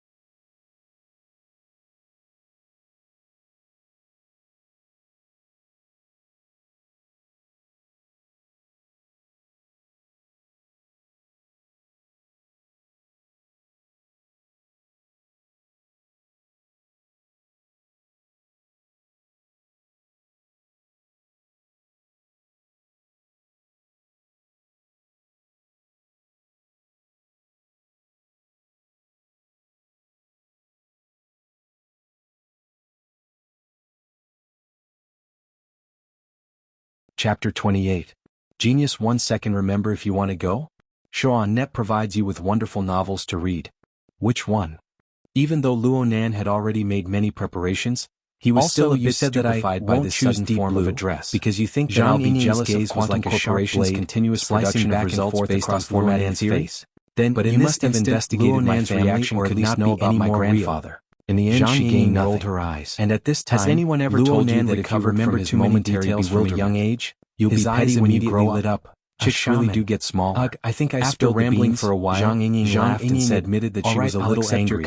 So she decided to throw her face to the using it to block Luo Nan's line of sight. If you really mind the investigation, but because of this, her eyes couldn't help but linger on the paper again. Student Luo Nan, every time she looked at talk about your experiences in applying her abilities, Luo Nan remained calm. 2 seconds later, Zhang Yingying couldn't help but put the sketch aside and asked directly, I don't know any of this. Why are you painting like this? How could I have any insight? What is a shaman? Zhang Yingying gazes, questions, and curiosities collided in the void. With the obstinate situation of darkness was a very meaningless action. No one was willing to make the first compromise option in Luo Nan's mind. They stared at each other in a deadlock. Showing his cards on the table at the drop of a hat. There was a relatively no matter how much he pretends to be between him and Zhang Yingying. He's still a little kid. He tried to stand up. After cursing a few times, however, just as his butt was 2 centimeters away from the chair, I didn't expect you to be so lacking in knowledge. His shoulder. I just pity you. This little bitch had quite the strength. Actually, if you look it up on the internet, you'll know that psychics are fellows who can have intimate contact with ghosts. His entire body was forcefully pressed back. These people can sense incorporeal objects that normal people are unable to touch, and they can communicate with Luo Nan's face. Apart from this, there's nothing special about them. But she believed that Luo Nan could certainly feel the pressure she exerted. If there really was nothing special about them, then why did she make such a fuss about nothing? Zhang Yingying suddenly paused. Zhang Yingying wasn't about a very intelligent person. She tossed out her own question by the sudden change. Why did you add a band of light to my portrait? Her brain was already working efficiently. Luo Nan eyes narrowed dangerously. He patted his notebook. Are you testing me? I always have a special feeling when I face interesting material. That sketch was simply a trap Luo Nan had set appropriately. It was to probe her reaction. This is the psychic ability. It was very clear that Luo Nan had already begun to suspect the purpose of her actions before he even started writing. Though she said this, Zhang Yingying's suspicions were just satisfied with Luo Nan's answer. Luo Nan was able to according to what she knew, the vast majority of psychics in this world did indeed use various mediums and ritual methods to strengthen their originally vague feelings. In the end, avoid looking at Zhang Yingying's communicating with the incorporeal, which was already within reach. For example, Luo Nan was able to use a pen and paper to vividly display that feeling. You were the one who investigated me first. Whether it was efficiency or practicality, he was already extremely powerful. It was absolutely not an exaggeration to describe him as gifted. It must be known that right now was the eruption period of the dark side of life form. Zhang Yingying pondered a bit about the application prospects of this ability and felt her entire being become excited. How long has it been since your ability awakened? Are there any more paintings like this? Luo Nan looked at her strangely. Shouldn't it be my turn to ask now? Then I'll ask. Aren't there many ability users like you, Lawyer Zhang? Do you communicate with each other? How do you train and cultivate normally? How are the levels of abilities divided? What stage is my ability in between you guys? Click. Zhang Yingying crossed her hands and decisively called a timeout. Next, she stood a bit further away and looked at Luo Nan from head to toe. She sized him up very seriously and seemed to have realized something. You really don't understand anything? However, you're very interested in the circle I'm in? Luo Nan didn't hesitate in the slightest. Yes. I'm extremely interested. Zhang Yingying blinked her eyes. Even if I'm in an evil organization or simply an extraordinary strength research institute, the kind that specializes in slicing and researching, would it still be the same? An organization? Luo Nan keenly grasped the key point and responded without the slightest hesitation. You guys are already paying attention to me, right? If you discover that I have the so-called psychic ability, don't you want to recruit me? Kidnap and imprison me? Hee narcissist. Fine. Even if it's like this, shouldn't you be waiting for a good offer under normal circumstances? What's up with you looking like you're in a hurry to apply for a job? Luo Nan thought for a bit and responded like this. Between an outstanding student and an inexperienced employee, I choose the latter. For example, he would rather choose the Mystic Arts Research Society to be an odd-job worker who could carry out independent experiments than go to the Chemistry Society and be an honest gifted student for a year. He needed pressure and opportunities. After all, he didn't have much capital left. His grandfather's time didn't have much. That circle that could possibly be filled with ability users. Even if he had to crash into it, he had to crash into it. And he had to do it in the most efficient way. Luonan stood up and faced Zhang Yingying. Under her stunned expression, he gave a proper bow. Therefore, I ask Lawyer Zhang to seriously consider this and give me a chance to join. Chapter 29. Genius 1 second. Remember if you want to go? Show.net provides you with wonderful novels to read. Zhang Yingying maintained her silence for a few seconds after Luonan bowed.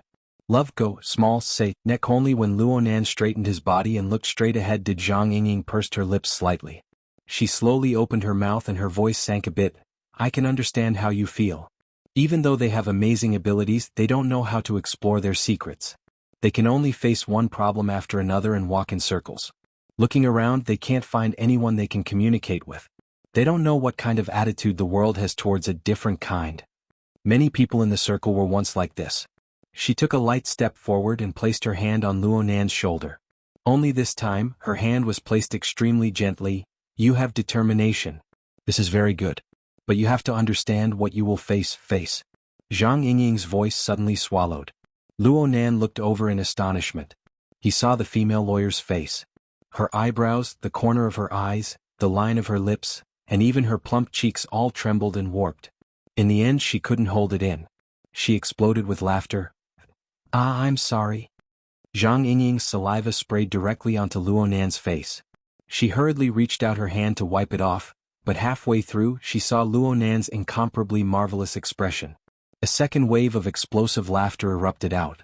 In the end she could only powerlessly press down on Luonan's shoulder to support her body.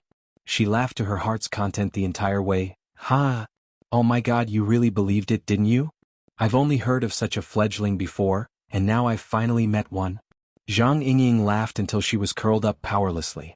Her chin was pressed against Luonan's shoulder, preventing her from crouching to the ground.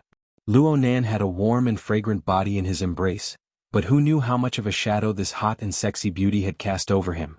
Of course, Zhang Yingying knew that she had gone overboard. She apologized with all her might, but every time she apologized she couldn't help but break down when she saw Luonan's expression. She tossed and turned until the military sent people over to urge them to leave the ship. Only then did she recover. Nearly 24 hours later, the investigation by the government, the military, and Quantum Corporation finally came to an end. There was no reason using her beauty. Too many people. She was using awkwardness to chase them away. Zhang Yingying held on to the crook of Luonan's arm the entire time they were on the way out of the ship. He was a bit irritated by her style of beating around the bush and not getting to the point. Even though everyone was looking at him, he had no intention of letting go. About this industry information that is meaningful. As a man, let's leave everything else in the past, right? Okay? At most, I won't say that your chick can't grow up anymore. She let go of him with a grin. Sure, let's talk in the car. Luonan bid farewell to the military transport ship. He bid farewell to an entire day of annoyance. He sat in Zhang Yingying's sports car. Love go, small say, net. Luonan intentionally kept his distance from this shameless girl, so he sat alone in the back seat. Zhang Yingying turned to look at his expression and almost burst out laughing again. Only when Luonan raised his cold and sinister gaze did she restrain herself a bit. All right. Let's get to the point. First of all, I can be sure that you've certainly read too many novels. You think that people like us carry out mysticism from beginning to end and form some secret society or dark organization. Aside from not reading novels, everything else was correct. Luonan was speechless for a time. Zhang Yingying chuckled as she started the car. What era are we in right now? Experts don't flaunt. They don't show off their consummate skills. They might as well be dead. Our industry is actually quite active. There's only one reason why you haven't discovered it. There are too few people. The flying car set a path to Acumen College. It cut into the superconducting road and entered a constant speed gliding state. The percentage of ability users has been constantly rising in recent years. But according to the most recent and most extensive statistics, excluding the vagrants of the wilderness and the burners of the military, there is only one ability user per 20,000 people. There are less than 600,000 people in the entire world. As for the number of awakened who are truly recognized by the circle, the number is even fewer. According to the latest statistics of the society, there are approximately 70,000 people. This is the result of the society's constant promotion of the Awakening Project and the nurturing of new people for the past 20 years. Society? Luonan caught on to the key word. It's a professional society. We also need to protect our rights and interests, okay? Of course, due to our small scale, We are affiliated with the International Science Exploration Association. We are classified as professional explorers. In the future, you can directly go to the Exploration Association of this city. You can resolve a lot of miscellaneous matters there. Let's continue talking.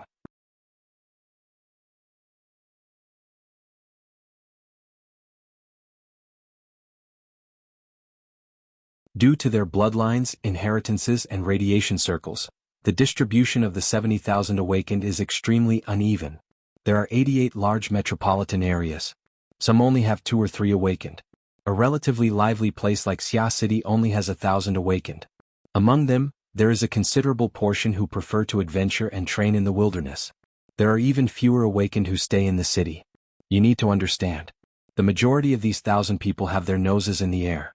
They are arrogant and unruly. They are eccentric and perverted. If you want to gather them together and form some secret organization. I'm sorry. I have to laugh a bit longer. Luo Nan listened attentively. He obtained a set of practical numbers from Zhang Yingying's mouth. Each image gradually constructed a strange yet marvelous world in his heart. Half an hour later, the flying car approached the campus of Acumen College. The flying car connected to the guiding light rail and began to line up to enter the landing platform. Luo Nan asked a few key questions after Zhang Yingying's explanation. Then he immediately returned to his quiet and introverted state, writing and drawing in his notebook. However, the vast majority of his drawings were messy lines with no meaning to them. He didn't produce any new works. This caused Zhang Yingying, who had been secretly watching him all this time, to be quite disappointed. Zhang Yingying teased him as they entered the landing platform. Are you nervous? You can't even draw anything? Shouldn't I be nervous when applying for a job? Especially when I heard you say that there's an entrance examination? Relax, relax. This circle is very thirsty for new blood. Since you have a certain amount of ability and have applied to join the society, it can be said that you have 100% chance of passing. The only difference is the initial evaluation.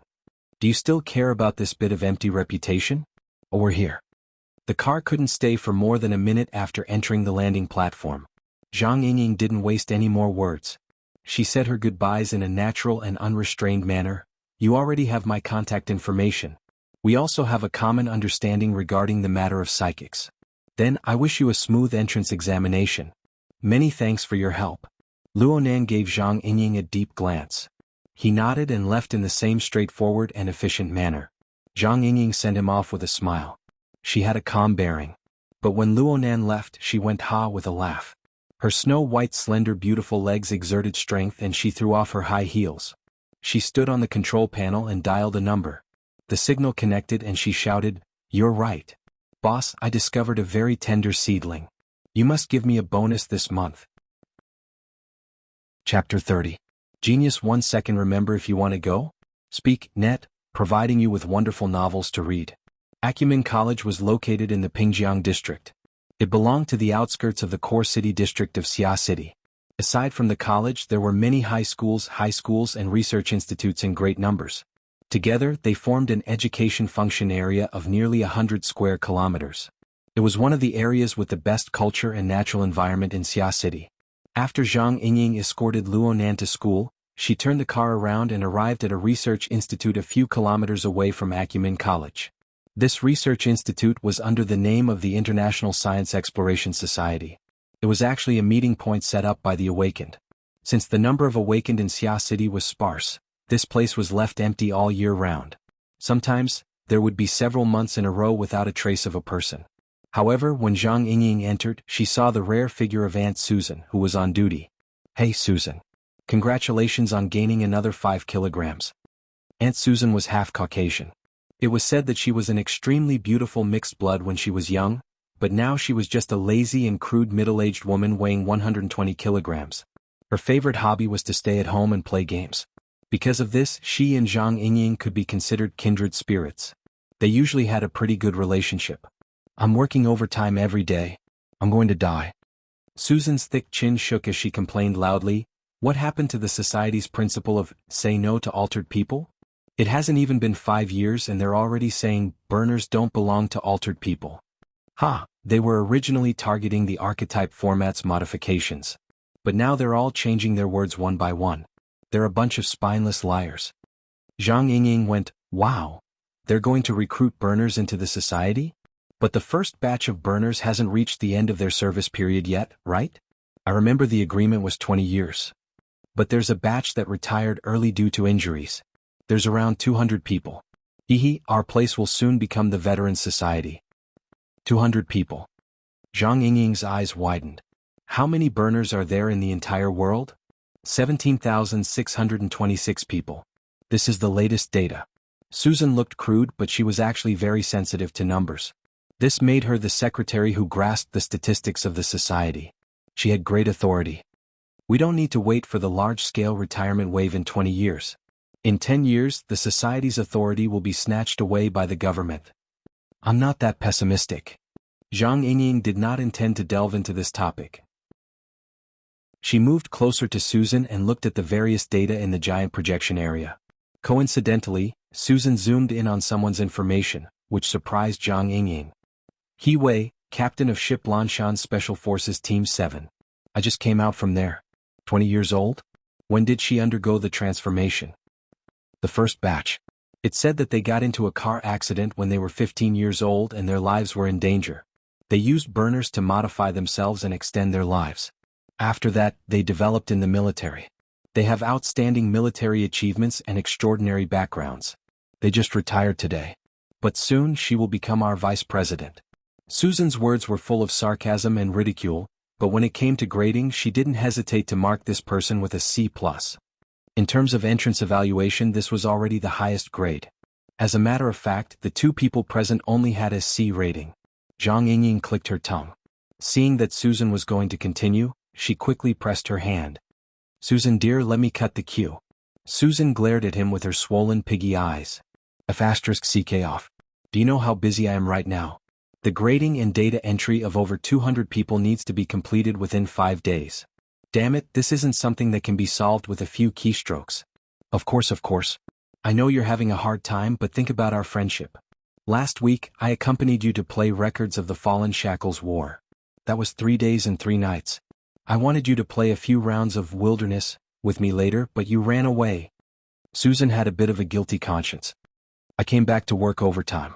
The grudges of working overtime will be solved through working overtime. Zhang Yingying picked up her flexible screen and slapped it onto the control panel in front of Susan.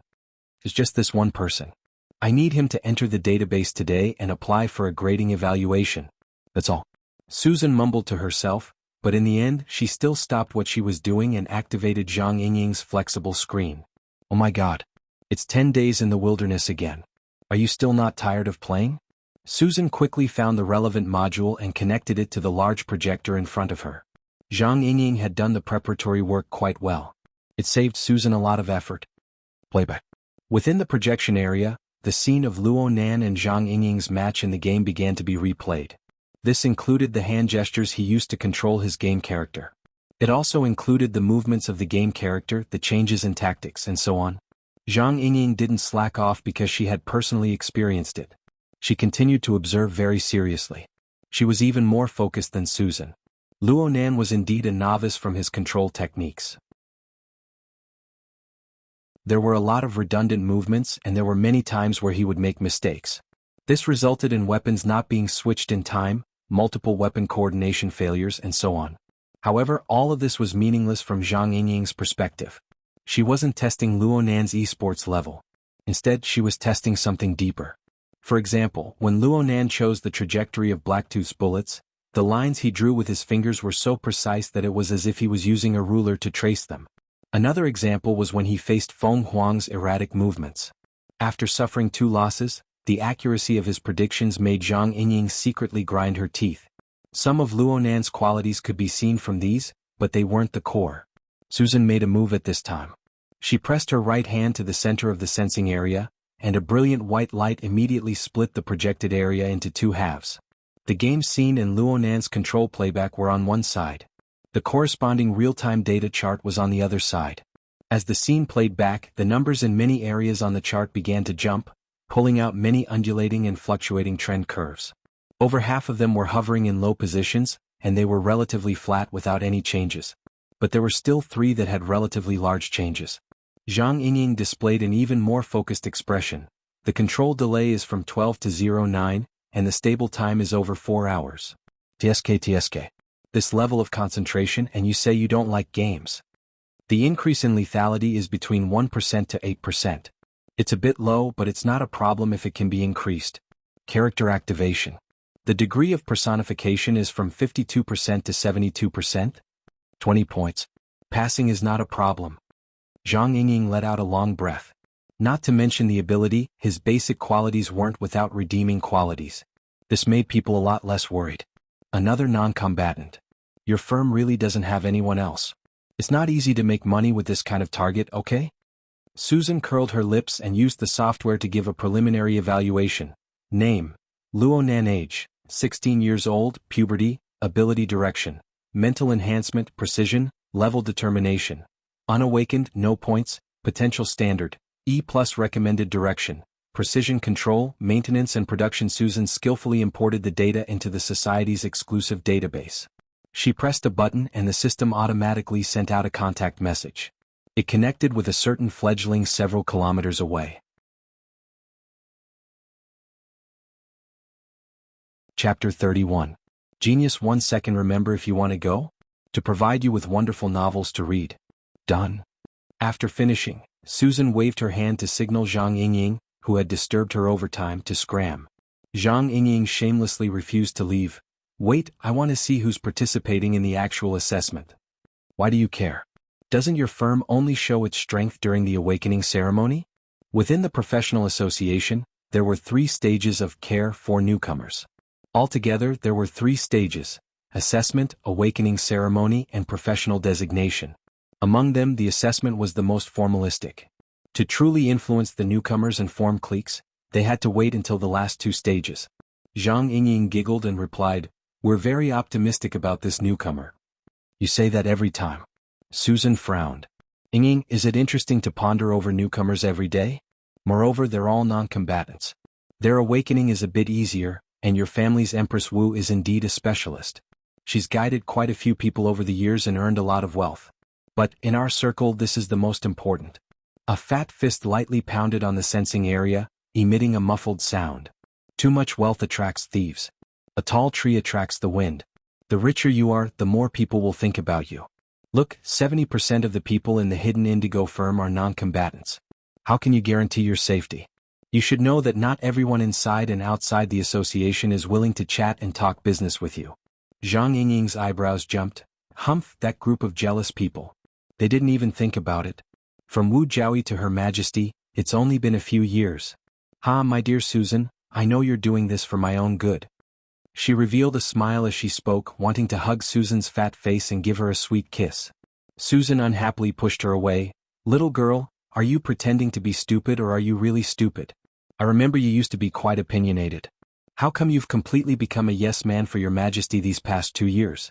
I still remember that for 2 years in a row, you haven't made any progress. Is your white rainbow blunt? Seeing that Susan was really angry, Zhang Yingying's smile faded a bit. She shrugged. I just agree with what the boss said. Even if a person has a heavy fist that can smash the world, it has no effect on the continuation of the existence of society. When he smashes the world, it is equivalent to erasing his essence. In the end, what governs society is still the resources and production that sustain its existence. Abstractly speaking, it is the economy and its various advanced forms. If we use our abilities on this, the efficiency will be even higher. Susan rolled her eyes. I think you've been brainwashed by Her Majesty Empress Wu. Strong fists can also suppress others and obtain everything. Zhang Yingying crossed her arms in front of her chest. We can do it in an easier and more perfect way. Susan punched the sensor again. You can't turn these things into fists.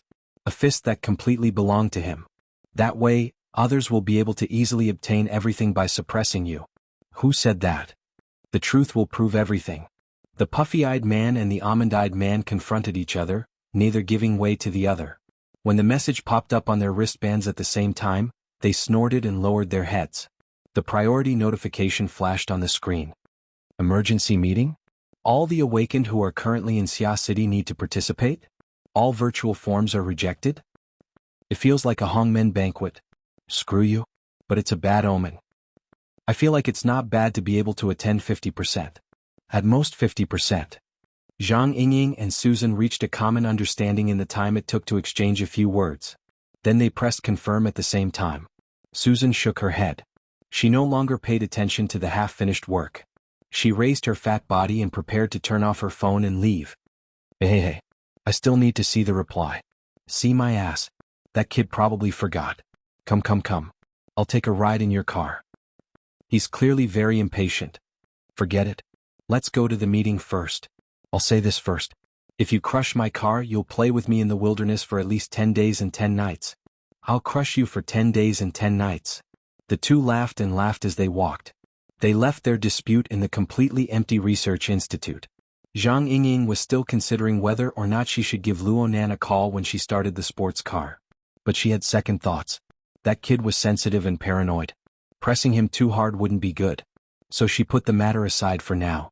The sports car drove out of the main entrance of the research institute. It just so happened that it brushed past a powerful and luxurious Titan.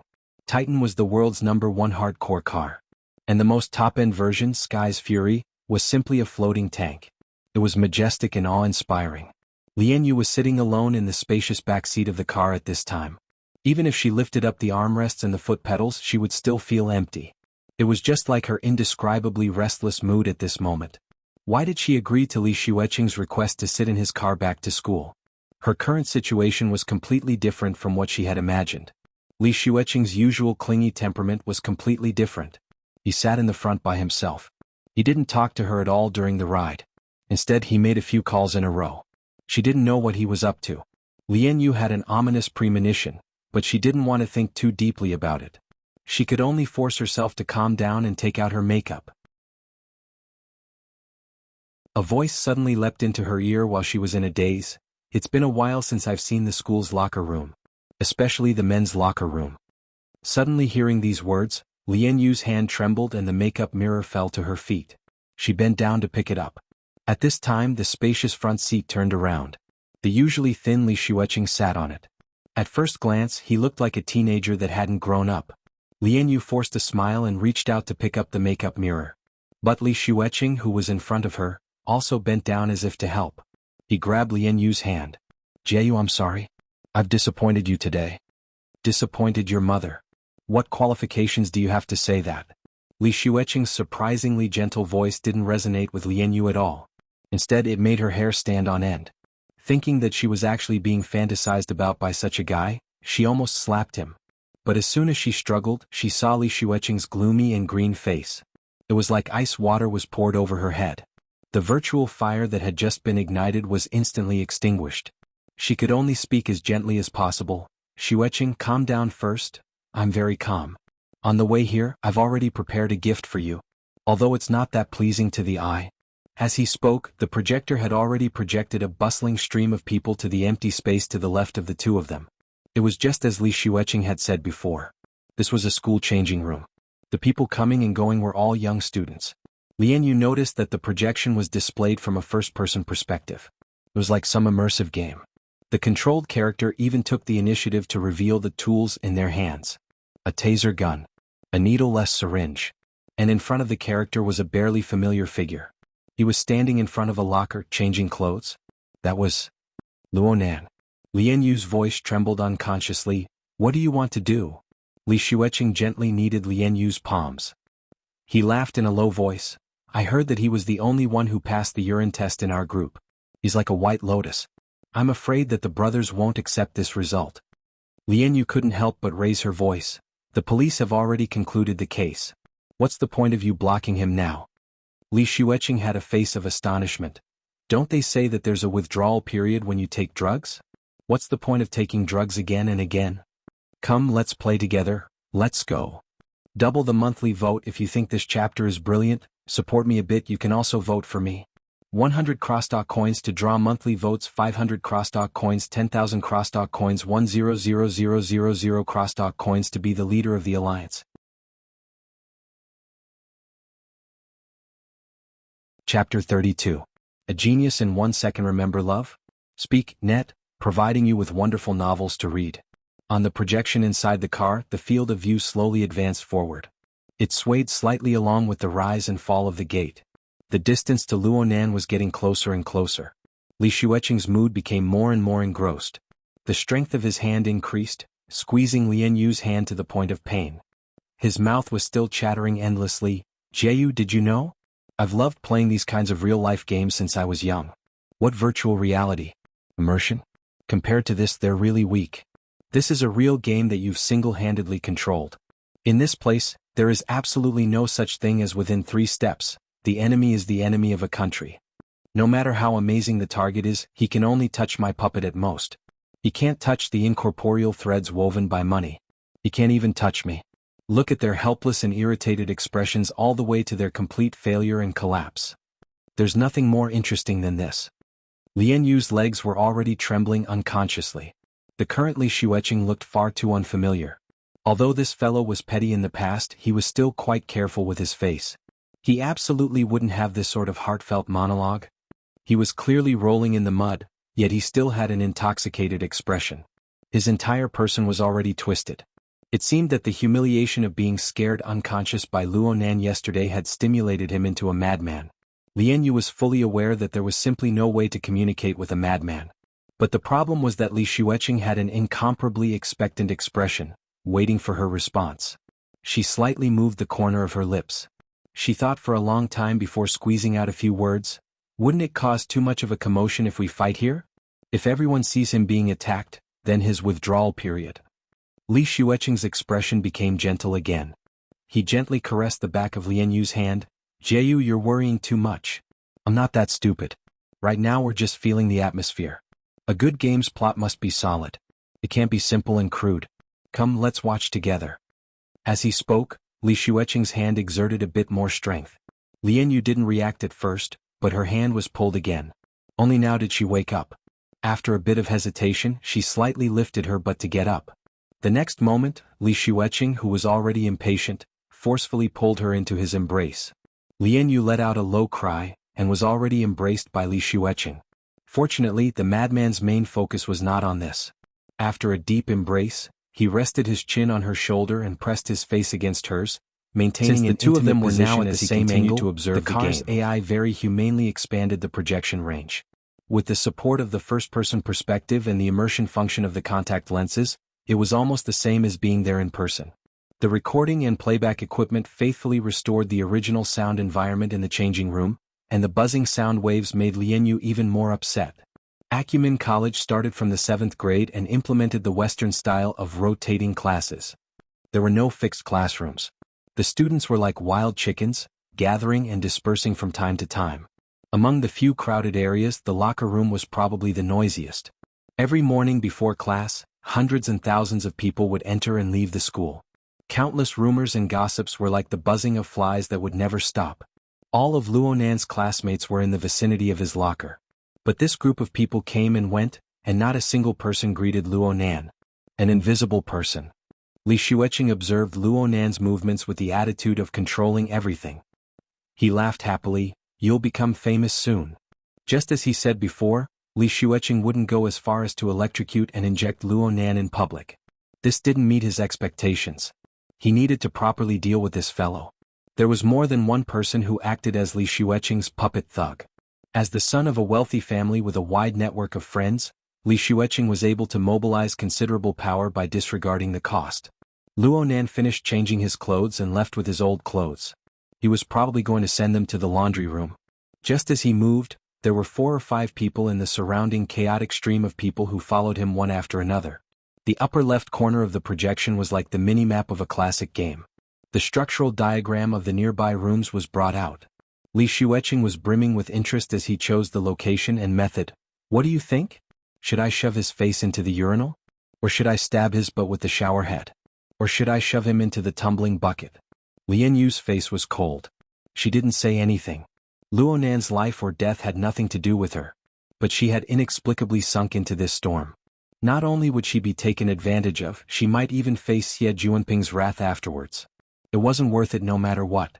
The carrier of the first-person view sped up as well. The image shook more and more violently, and Li Xueqing's breathing grew more and more hurried. Luonan turned the corner and a few of his puppet thugs turned as well. The first-person view received a report of the surrounding environment. The stream of people ahead was gradually thinning. It was the best time to make a move. Then I'll choose option A. The urinal? No, I want a big one. Li Xueqing cackled strangely. He impatiently ordered the first-person view to hurry over to the scene as soon as possible. The view turned the corner and the stream of people instantly thinned, allowing Li Xueqing to see things more clearly. His puppets had already gathered together and were swarming into a washroom. Li Xueqing was a bit dissatisfied. I'll deduct money when I get back. Can't these coarse brothers act a bit more naturally? An urgent voice transmitted through the communicator before his voice even fell. That fellow jumped out the window and ran. Olds' feet slipped when he was chasing. He's stuck at the window. We have people outside. We've blocked him. Holy crap. The situation became chaotic beyond control in the blink of an eye. Li Xueqing's expression was stiff at first, but he couldn't restrain his smile in the next moment. Yeah, right. If it wasn't this troublesome fellow, then what would be the point? See, this plot would be interesting, wouldn't it? He actually wasn't in a rush or impatient. He ordered the first-person view to walk out of the changing room building and chase in the direction indicated by the communicator. Li Xueqing was also a fellow who was good at spending money. The campus gangsters he hired were experts in the art of blocking people. Even though he didn't know how Luonan discovered that something was wrong, a group of big and tall youths still managed to block Luonan in a shadowy corner behind the building after 2 minutes of chasing. By the time Li Xueqing got close, the situation was already nearing its end. The campus gangsters wielding soft rods, knives, stun guns and other light weapons had fallen to the ground. But they were able to forcefully stab Luonan's ribs with electric sparks. Luonan convulsed as he bent over. Li Xueqing clapped his hands in laughter as he watched. But in the next moment he saw Luonan, who was about to be submerged in the stream of people, raise his head inexplicably. His gaze actually stared straight at Li Xueqing's position. It was as if Luonan was looking at Li Xueqing from a distance. Before Li Xueqing could come back to his senses, a deafening roar rang out behind his first-person view ear. It was the same as exploding next to Li Xueqing's ear. What the hell are you guys doing? His body trembled and his first-person view field of vision instantly transformed into a rapidly magnified lawn. Then it became a field of pitch-black darkness.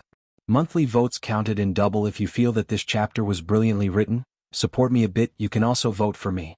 100 crosstalk monthly votes, 500 crosstalk monthly votes, 10,000 crosstalk monthly votes, 100,000 crosstalk monthly votes to be the leader of the alliance.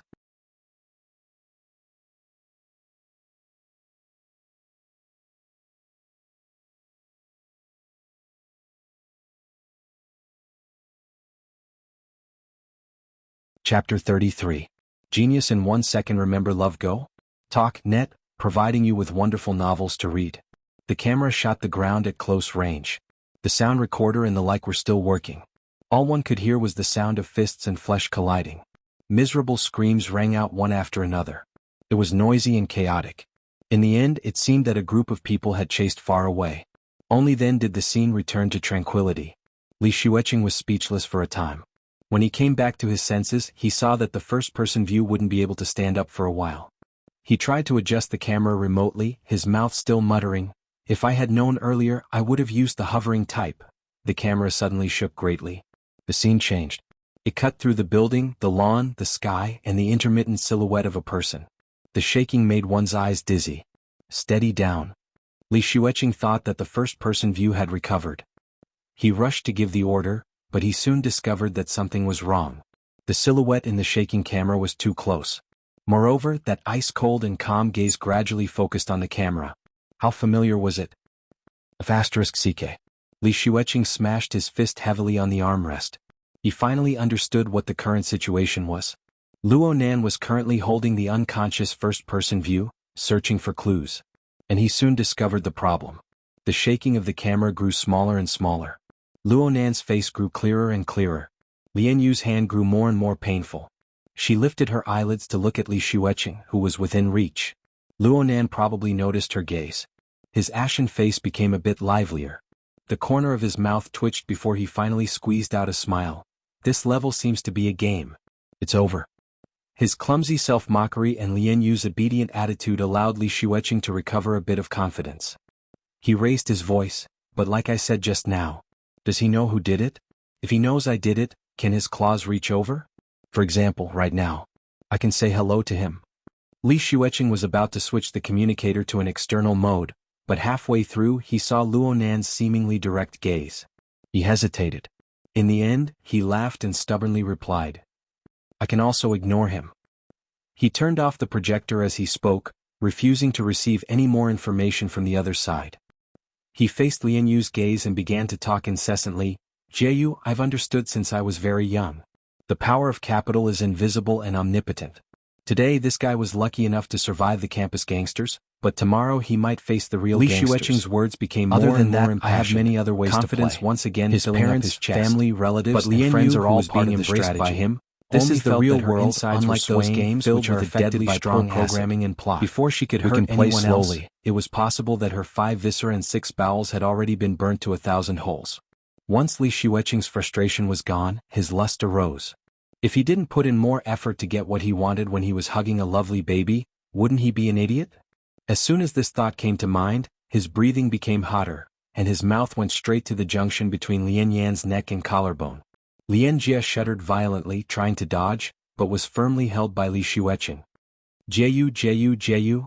Indistinct syllables rolled out from Li Xueqing's throat, and the heat of his entire body rose. Sky's Fury was a very good place. His previous achievements here could be said to be splendid, and today was another great victory. Bang bang bang. The car window was suddenly knocked. The force wasn't small, and it clearly carried emotions. *CK, I haven't even shaken it yet. What the hell are you knocking for? Li Xueqing was furious for a time, and he was even more furious at how the surrounding bodyguards did things. They couldn't even stop a passerby. What if Luo Nan came killing his way? Did he have to personally go and take care of him? He pressed down the car window and was about to curse, but what appeared outside the car window was Xie Juanping's ice-cold face. Li Xueqing suddenly froze in place. Xie Juanping's gaze swept over the entangled bodies in the car, and the corner of his lips hooked. "Xueqing, let's talk?" Li Xueqing got out of the car in a daze. Lian Jie curled up her body, shrinking into the car like a white lotus. Xie Juanping coming over didn't surprise her, because she was the one who secretly sent him a message asking for help. However, Xie Juanping's attitude from abandoning her in the wee hours of yesterday to sweeping his gaze just now, still made her feel a faint chill in her heart. She was afraid that she wouldn't be able to catch this person.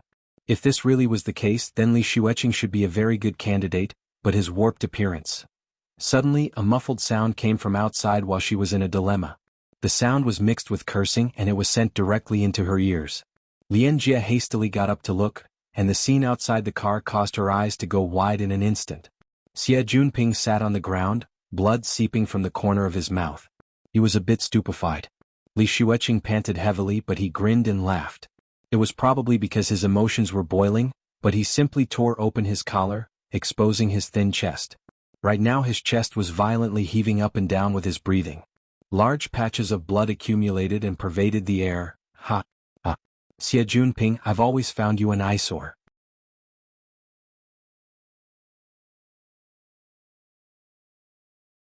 An idiot who can only sell his laughter without a teleprompter. Li Xueqing actually walked over as he spoke, sending out another kick. How could Xie Juanping let him succeed again?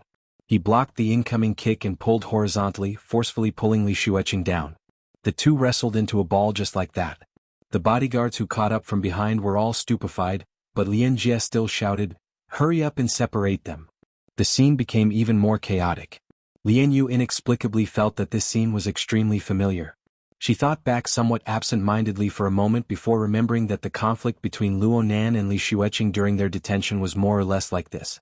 Her slender fingers stuck into her hair, but she was unable to straighten out the tangled mess of the situation.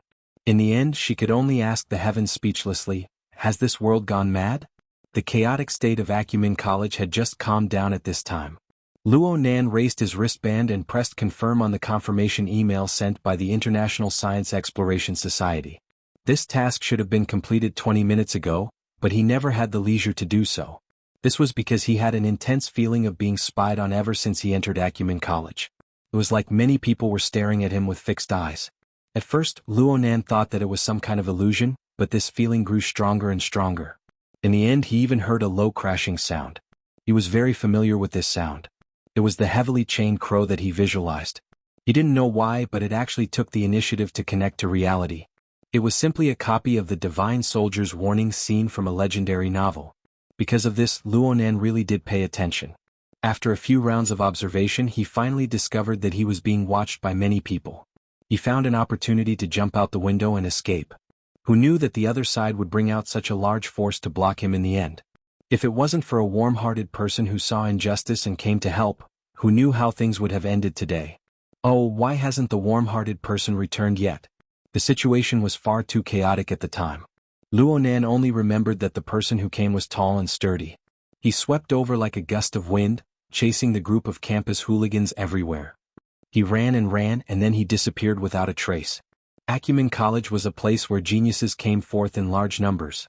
Luonan shook his head.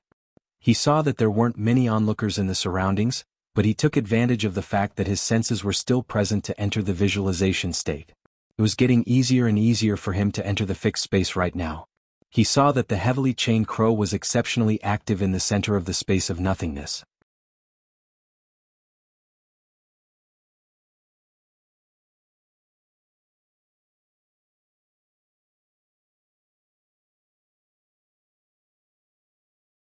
It coiled and coiled inside and outside the visualization diagram.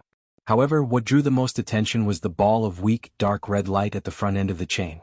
Within the light, twisted lines formed an abstract symbol. It made Luonan feel quite familiar. The dark red luster became the best hint. Luonan remembered a few seconds later.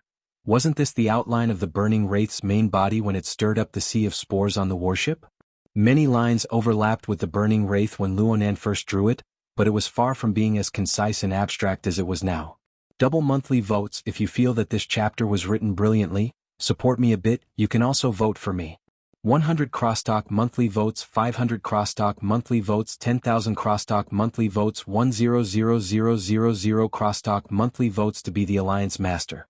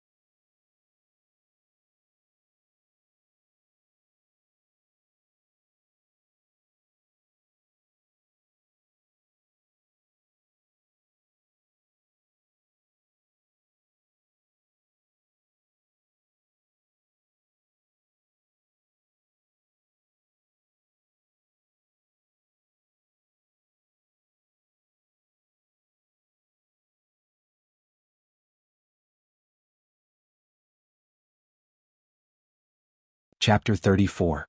A Genius in 1 Second Remembers Love? Speak, Net, providing you with wonderful novels to read. The soft and distant sound of an electronic clock rang out. It was 8 o'clock in the morning. The busy and inefficient daytime had once again opened its curtains. Luonan waited for a long time for the warm-hearted person to not arrive. He saw that the few thugs who had been knocked down had more or less recovered. He didn't want to clean up this mess, so he simply turned around and left. He didn't ask who was targeting him in the end. On one hand, he didn't believe that these thugs truly understood the inside story.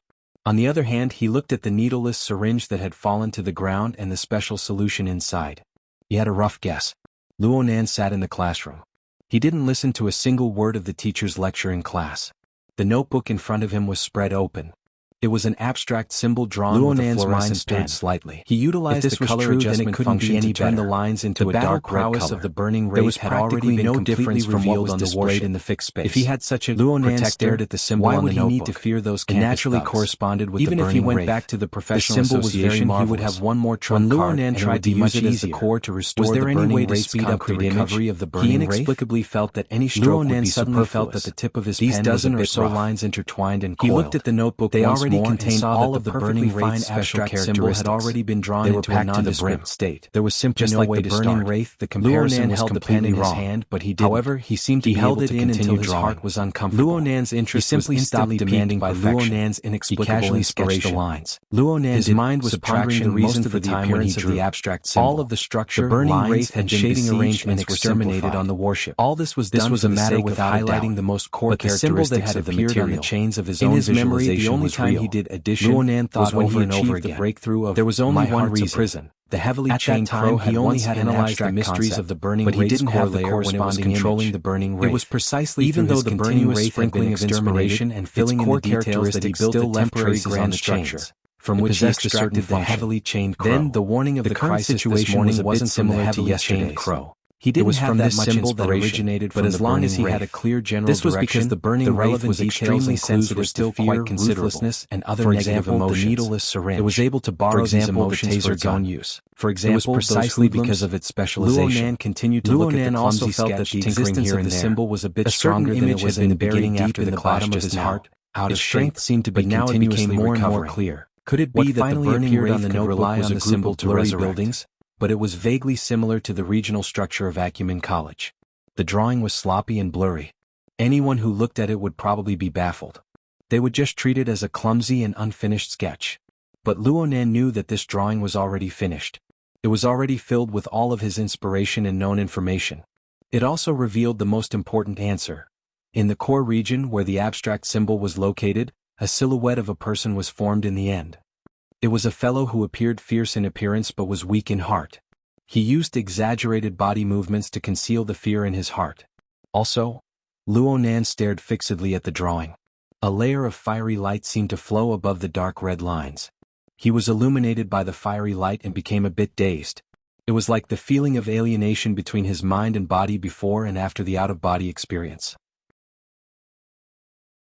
But under this sort of state, the blurry information on the drawing suddenly became clear. The target was approximately 3 kilometers away. It was somewhere southwest of the campus. The corresponding building of the school was the medical department. Luonan was stupefied when the clear information scrambled to jump into his brain. Could it be that this was the technique of a psychic? It was simply like sleepwalking. He randomly pieced together all sorts of elements, but in the end he was able to obtain a relatively clear answer. But he didn't know how those true psychics worked.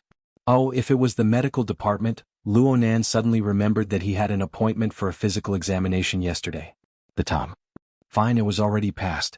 However, the memories always appeared in a chain. Luonan remembered that when he logged onto the Secret Star forums yesterday, there was a netizen called Yuling who was also affected by the burning wraith. He said that he brought his wife along for a physical examination. Luonan didn't know if he found anything or not. Luonan really wanted to collect information related to the burning wraith. His flexible screen was broken, so he used his wristband to connect to the miniature projector on his desk. He connected to the external network and went to the Secret Star forums to look at the news. Luonan nearly didn't recognize the forum the moment he logged onto it. The entire forum was filled with a solemn and heavy gray color. There was no other color. The central interface turned into a dark black hole horizon, and the theme was, "The exploration has not ended, but the souls of heroes are not far away." Soul Concentration Memorial Post. Luonan was stupefied for a moment. He opened the post and the first thing he saw was an excerpt of news. The general idea was, a couple who lived in the R&D district had gone to the hospital for a checkup yesterday afternoon. Due to an argument, the wife was suspected to have a psychotic episode. She lost her mind and stabbed her husband to death. At the bottom there were thick, bold, black words, "Be alert. Be alert. Be alert. The influence of the nightmare event has far exceeded our expectations. Everyone must be on high alert and think of every possible way to find out the truth." Luonan stared at this news all the way until the end of class. The students dispersed and headed to the next class location. Luonan also stood up and walked out of the classroom.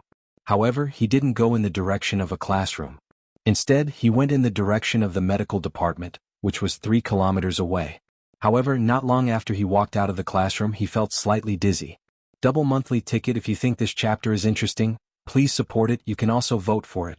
100 cross-court coins monthly ticket, 500 vertical coins, 10,000 cross-court coins, 100,000 cross-court coins to be the leader of the alliance. Chapter 35. A Genius in 1 Second Remembers Love? Speak, Net, providing you with wonderful novels to read. Luo Nan stood firm with a single step, enduring the initial period of dizziness. After a while, he tried to move his hands and flexed his toes. Sure enough, he discovered that some of his fingers and joints were sore and numb. His entire body felt as if he had drunk too much alcohol. His reaction sensitivity had inexplicably dropped by a level. Moreover, the state of a spring of ideas and flashes of inspiration were no longer present. It was as if his brain was covered by a layer of membrane. He was drowsy and wanted to sleep. Luo Nan didn't panic. He just sighed, it's still here. Since he was detained on the warship yesterday, he only came out in the wee hours of the morning. It was impossible for him to concoct drugs again. Well, with the state of his drug reserves, there was nothing he could do even if he went home. Therefore, the daily work of concocting drugs that he had painstakingly maintained for nearly 5 years had finally come to an end. The discomfort he felt just now mostly came from the abnormal activity of his nervous system. It could be considered a kind of drug withdrawal reaction. Luo Nan had been mentally prepared for this after the problem with his drug channel. He was also very vigilant when he accelerated his metabolism yesterday. He just didn't expect that this problem would only erupt now that the stage of tight defense and slow defense had already passed. Luo Nan swayed as he walked a few steps. He felt fine. He could barely hold on. But he didn't need to look in the mirror to know that his face was certainly terrible. Well, now he had a legitimate reason to go to the medical department. 20 minutes later, Luo Nan strolled slowly into the medical department. This was the medical department of Acumen College. It was also a rather famous general hospital in Xia City. It was open to the students of the college for free. But before entering, one must first make an appointment online and have their identity verified. Luo Nan's criteria for making an appointment with a doctor was very simple. He would choose the one with the longest queue. After making the appointment, he ignored the information on the appointment form and strolled around the medical department. It looked like he was wandering aimlessly, but his target senses were already extremely clear when he stepped into the main building of the medical department. It should be around 70 meters to the east. That was the inpatient department. Luo Nan could even feel that the target's heart was overflowing with resentment and fear as he got closer and closer. The target's heart was coiled and roasted in an extremely warped manner. There was also an unending stream of distracting emotions mixed in. It was like a barbecue steak that was endlessly sprinkled with seasoning. Why was he thinking this?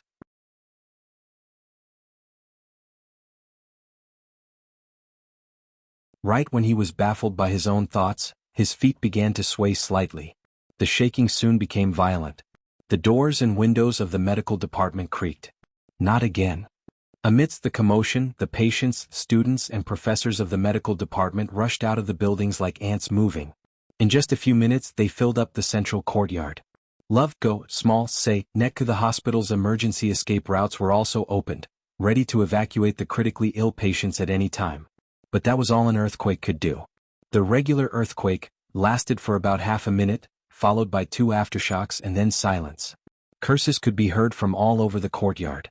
The seismic activity in Xia City over the past half-month had caused special public places like the hospital to be jittery at the slightest sound. Every time there was an earthquake, they had to evacuate the people according to the regulations, and only then would they start the treatment business. Going back and forth, they could be considered lucky that there were no medical accidents. Luo Nan walked a few steps within the bustling and chaotic stream of people before suddenly coming to a stop. This was because he sensed that his target, who had been in the inpatient department, was moving at high speed. A few seconds later, an electric sightseeing car drove out from the inpatient department on the east side. It passed through the pedestrian walkway, and there was a young man dressed in casual clothes on the car. There were also a few strong men who looked like bodyguards. Luo Nan's gaze locked onto the young man's face. He recognized this person, so it wasn't unexpected at all. Yes, it was Li Xueqing, who had been suffocated and fainted by Luo Nan's hypnosis technique yesterday. It looked like Li Xueqing's condition wasn't all that great. His face was bruised and swollen, and his expression was dispirited, but he was also extremely anxious. He chattered endlessly to the bodyguard next to him, and he even fiercely slapped the bodyguard's shoulder and back when he spoke intensely. He gave off the feeling that he was a first-rate neurotic. Li Xueqing, in this state, naturally couldn't see the great enemy within the stream of people on the side of the road. Instead, Luonan heard his own name from the few words that leaked out. Sure enough, was this person. Luonan cast his gaze over, but a sudden change occurred before he could think of what to do. A dark red glowing mist suddenly soared from Li Xueqing's body. It coiled and transformed within the interweaving shadows of the medical department building and the trees on the side of the road. In the end, it took the form of a demonic wraith with a human form. No one saw this scene except for Luonan. His pupils contracted slightly.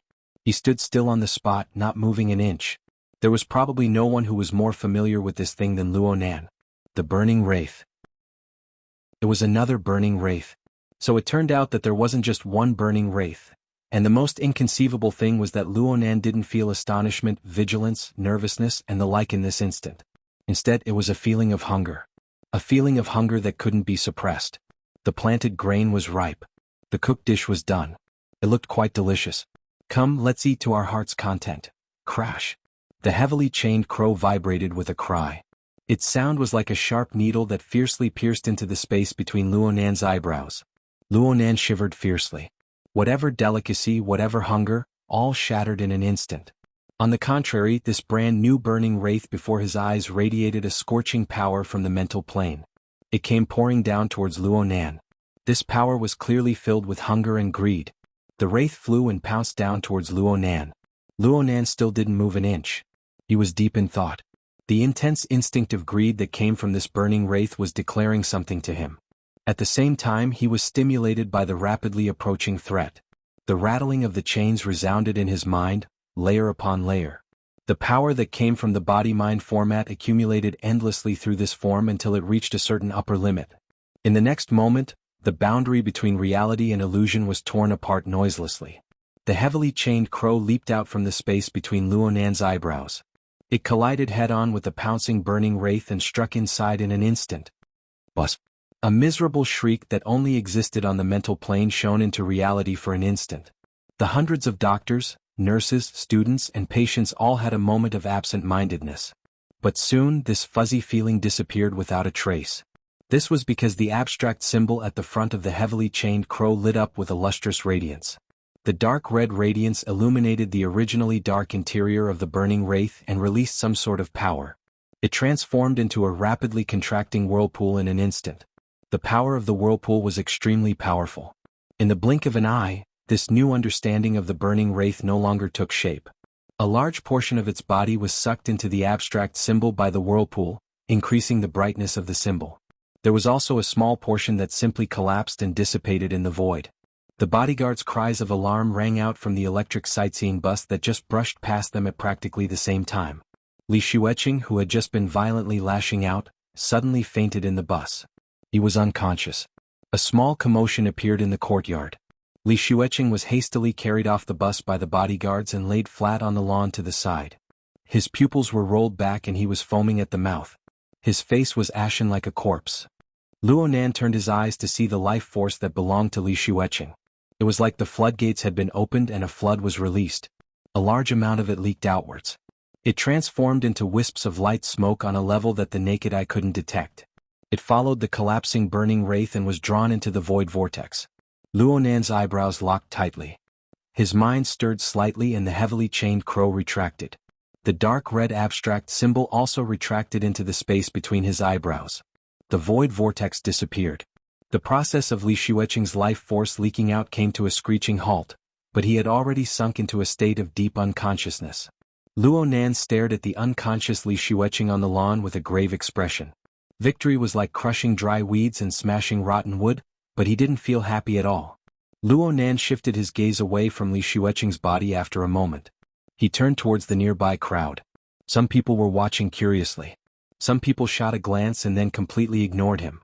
There were also doctors and nurses who rushed over. What couldn't happen in the hospital? Everything was a change in reality that people could understand. But who knew that on a plane that they couldn't touch, there were incorporeal wraith arrogantly coming and going, eroding people's hearts and sucking away their essence and energy. Luonan was one. Li Xueqing was another.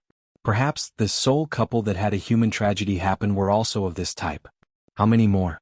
Just how many demons had been released from that roar in the R&D district? And how many had taken form and plotted to take human lives like this? Not only that, but there was clearly competition and devouring relationships between the burning wraith. They formed a faintly discernible web of a food chain. Luonan stared blankly at the clamoring courtyard. Is this still the world I know? Double monthly vote if you think this chapter is brilliant, then support me a bit. You can also vote for me. 100 crosstalk monthly vote, 500 crosstalk monthly vote, 10,000 crosstalk monthly vote, 100,000 crosstalk monthly vote to be the Alliance Master.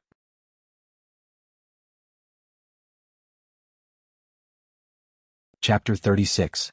Genius 1 second. Remember, love, go? Speak, net, providing you with wonderful novels to read. The office of the Xia City branch of the International Science Exploration Association was located on the 18th floor of the Shangding Triplex office building in the Lilan district of Xia City. The location was a bit lower, only 50 meters above the ground. It was the limit of low-altitude public transportation for civilians. However, the rental prices for the floors below were quite cheap. The Wilderness Explorers branch of the association rented all the space from the 1st to the 17th floor in one breath. They remodeled and opened up many spacious areas for the activities of the members. From the perspective of the ordinary employees working in the association, the Wilderness Explorers were a bunch of lunatics who had money but nowhere to spend it. They could rent an excellent location in the central business district with the money for remodeling. They could do whatever they wanted. Why did they have to spend so much energy remodeling while the vast majority of the facilities were still unused? The most typical example was the luxurious round conference room on the bottom 3 floors. It could accommodate over 1,000 people discussing business here, but it had been used less than 10 times in the 10 years since it was built. Today the conference room finally opened once more. Several hundred people entered one after another. The employees of the association, who usually had nothing better to do, were stupefied. How could Xia City have this many wilderness explorers? The employees couldn't see the organizational materials of the conference. They didn't know the contents of the conference, the time schedule, and so on. They just felt that the conference was very long. They went in the morning. It was past lunchtime, but it still didn't end. No one came out to avoid the earthquake in the middle. Speaking of earthquakes, the white-collar workers working nearby discovered that the number of earthquakes they felt seemed to be much more than the number of earthquakes reported by the Earthquake Bureau. They felt at least 10 or 20 earthquakes. Even so, the Wilderness Explorers still calmly held the conference. They really were brave. September 28, 2096, 2 o'clock in the afternoon. The interior of the round conference room was dim. A small half of the lighting equipment that simulated skylight stood on the podium in the center of the conference room. The shadow that spread out on a large scale covered the messy conference room and seeped into the hearts of the participants. He looked like a refined scholar. Zhang Yingying gently grasped Susan's plump hand. Faintly discernible the body temperature of the two combined said, causing the chill and the dusky darkness to slightly retreat. There were 429 Susan was muttering some words that no one could understand. 420 people participated in the final meeting, still faintly aching. The 9 people who had been deducted had already carotid artery would have been torn. Some of their corpses could not even be found. The air in the conference room had frozen. I will be the one to report the relevant situation in this meeting. I have also invited Quantum Corporation's Xia City Area Executive Director, Mr. Hu Yuli, to give an in-depth explanation. At the side of the podium, Mr. Hu Yuli, who was also a powerful businessman, was pale. He tried his best to remain calm and nodded slightly to all sides. This was all he could do. Ouyang Chen adjusted the frame of his glasses and began his speech. The projector behind him began to operate at the same time, displaying the ruins of the R&D area. First of all, a brief explanation. Quantum Corporation, the government, and the military have jointly conducted research on the mutant in the Xia City R&D area's mutant laboratory. This project has been going on for 2 years now. And roughly half a month ago, Quantum Corporation switched the test subject. This is a special species. It is a rarely seen parasitic state of the Darksider life form towards the mutant. Its code name is human-faced arachnid. A large number of pictures flashed on the projection. They were all related files that had been preserved in the laboratory. The participants stared coldly at all of this and continued to listen. Yesterday, which is September 27th, around 5:13 in the morning, a facility operator in the laboratory was controlled by the Darksider life form. He forcefully destroyed the power supply. And before the backup power supply was activated, the Darksider life form drove the mutant in an attempt to escape the laboratory. Quantum Corporation carried out a control of the situation. At 5:19 the mutant was killed. The Darksider life form separated from its host. At 5:24 Quantum Corporation killed the Darksider life form. But before this, the Darksider life form used a method that we are still unable to understand to release some sort of a virus. Ouyang Chen paused and repeated his emphasis, virus. For now we can only say this. According to statistics, with Quantum Corporation's laboratory in the R&D area as the center, the virus has spread as far as 520 kilometers away. It has covered the entire metropolitan area. Preliminary statistics show that over 70% of the infected the center has a laboratory 10 kilometers. Some residents. That is the core area 10 of the virus infection. The rate of infection, the number of people infected is the greatest. According to preliminary research statistics, the virus currently has 3 characteristics. First, outside of the core area, the rate of infection among the general populace isn't high. We have yet to discover a case. But for ability users it is very bad. The current rate is 9 out of 1,000. I believe that it should be related to the method of transmission. After all, ability users are far more sensitive than ordinary people. The atmosphere in the conference room became even more oppressive. This 9 out of 1,000 infection rate was calculated using human lives. Today's participants made up nearly half of the registered personnel. And in the identification just now, there were 4 infected people who caused the other 5 casualties. Second, there are many carriers. The rate of infection isn't high. In order to activate this virus, special conditions are needed. An intense change in mood, especially a negative mood, is the most obvious cause. According to Quantum Corporation's internal experiment report, the survival time of the virus in the human body is approximately between 8 to 18 hours. During this time, if the virus is maintained in a calm state, then it will be thoroughly annihilated. But if there is a negative mood, then the survival time will be greatly extended. Moreover, there is an extremely high probability of activation. The concrete data has yet to be determined. Third, everyone has seen it just now.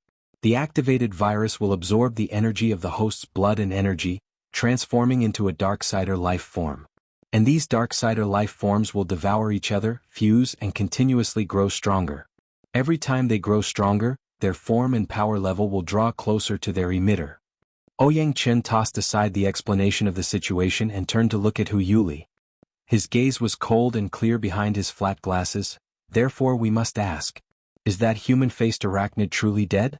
When these Darksider life forms absorb enough nutrients and devour and fuse, does this represent a new life for it?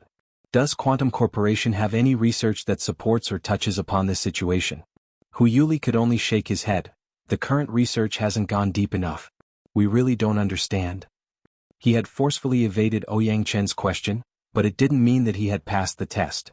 Ouyang Chen's question was just the beginning. Soon, a voice came from within the conference room. What's the matter with the news of the stolen medicine? This is completely different from the rumors that you guys released before. Double monthly vote if you think this chapter is brilliant, then support me a bit. You can also vote for me.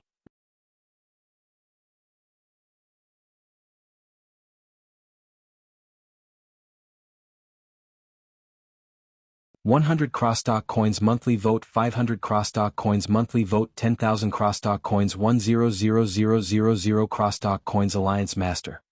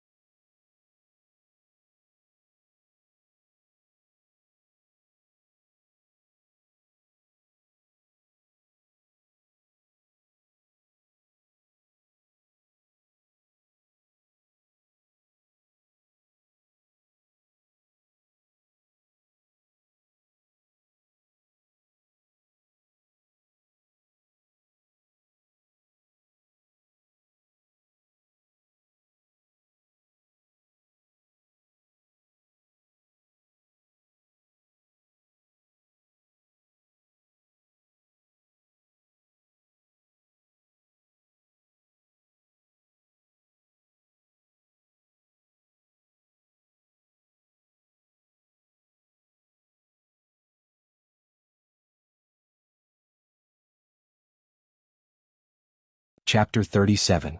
Genius 1 second. Remember if you want to go? Talk. Net provides you with wonderful novels to read. Huyuli had a bitter smile on his face. We really did report that the laboratory drugs were stolen. We can confirm that was was done done by by staff staff members taking advantage of the Trench in the Pacific Ocean. We didn't realize the gravity of the situation. Quantum Holdings can provide our specific attention on searching searching for the information. Reality Of course, has this proven will that this require direction further was discussion completely with us. wrong. Now let's get Really? back to business. Zhang Yingying Ouyang grimaced in Chen's pain gaze after swept across accidentally everyone's twisting her faces. wound below the stage. Among those present, However, there are she martial didn't believe artists, quantum wizards with corporation's bloodlines words so easily. and monks. On one In hand, this she new era, trusted we her are own all intelligence awakened ones. channels. In the On past the 50 other hand, years, she didn't our trust strength has quantum been growing, corporation's and usual our methods abilities have become stronger. She spoke to Susan This in a is low partly voice. due to our own These efforts, people have but there always is been also cold that and aloof. inexplicable They X rely factor. on the fact that they have Why is burners it and that the deep after blue platform in their 2059, hands? the limits They've of always power that were ignored us, but originally today they've insurmountable were kowtowed to the suddenly ground. lifted?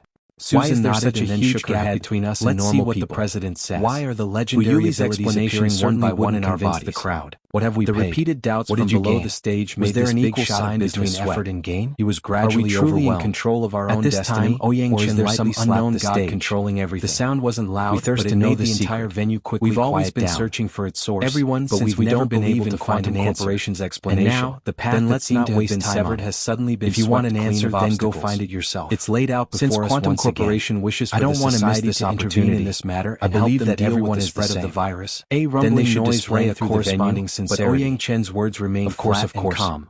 Originally, Originally, didn't care I set what the the code request name was. for this He society's would first activity agree as to breaking the net. Ouyang Chen The gazed invisible below the devil stage has and woven calmly a said, large net in "The an attempt society's to prey in activities this are metropolis. compulsory.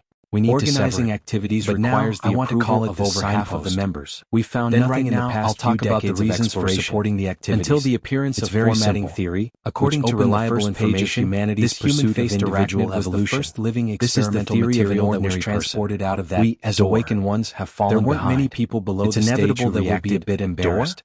Which door? Love go little On the other Neku, hand, as Huyuli's awakened ones, pupils we need to instantly speed up our dilated. pace. We His should entire naturally body be the rose gods, up, but just we need as to his seize left every his seat, opportunity to Ouyang bravely Chen's explore. cold gaze swept We need over to tell him, others what the road extinguishing ahead his is sudden like. impulse. We need to tell He them also where humanity paralyzed in should his go, seat, unable to the get up signpost again. is with us. It was also The at glory this time will that the forever be in our attendees hands. finally digested The the sound most of the crucial trolley information. arriving woke Luonan Suddenly, up. a rumble Once the exploded. withdrawal reaction Someone was jumped up and activated, asked in a it loud wouldn't voice, be easy to get "Ouyang, over it. which door are you Luonan's talking about?" class schedule was Ouyang damp. Chen adjusted There was his also glasses the heaven again. and earth great The shift origin type of of the curriculum mutants, arrangement. the starting point of the new Luonan era. switched Thanks classrooms to for quantum his five holdings, major courses we can in a finally single day. lock onto the He door crossed that 4 we've teaching always buildings suspected and but traveled never back and confirmed. forth between the Where, northern where? and southern campuses. He didn't feel it before when his body was in a good state. But after running today, Luonan was already in a daze. He sat on the school trolley and entered a half-asleep state in a daze. He slapped his cheeks to raise his spirits and slowly got off the trolley. Right now it was 3:40 in the afternoon. It was time for club activities. Luonan's destination was the Precision Electronics Interest Society. The Precision Electronics Interest Society invited experts from various electronics manufacturing companies to conduct maintenance teaching. It was also a heaven for enthusiasts. Luonan's goal was naturally to repair the damaged flexible e-ink screen. He was used to getting damaged tools. He felt restricted everywhere. It was even worse than the withdrawal reaction. However, his luck seemed to have been used up during the psychic drawing in the morning. The Precision Electronics Interest Society had already made the maintenance teaching business soar. Business was booming. Today they invited a super expert in the industry. Maintenance workers, enthusiasts and help seekers filled the spacious business hall to the brim. He squeezed through the crowd for 20 minutes just to get a reservation number. In the end, Luonan really couldn't stand the crowded flow of people in the hall. He hid outside and breathed in the fresh air. But the dizziness and excessively keen senses invaded him. The afternoon sun pierced through the shade of the trees and fell on Luonan's face. This was the first time he felt that the autumn sun was actually this hot. Half of his cheeks were practically burning. He could even smell the burnt smell of roasted flesh. This was, without a doubt, an illusion. Luonan stopped at the side of the road and stood like a nail. His lips slightly squirmed as the 16 words of mantra flowed from his mouth to his heart. They flowed like an icy spring, gradually washing away and submerging his blurred and dazed thoughts. A shadow streaked across his half-lidded eyelids just as he was feeling better. Luonan suddenly opened his eyes, startling the waving person. The waving person took half a step back and lowered his elbow, blocking between the two people. The person realized that he had overreacted after finishing his action. He laughed awkwardly. "Classmate, are you all right?" Double monthly vote if you think this chapter is brilliant. Support me a bit, you can also vote for me. 100 crosstalk monthly vote, 500 crosstalk monthly vote, 10,000 crosstalk monthly vote, 100,000 crosstalk monthly vote to be the leader of the alliance.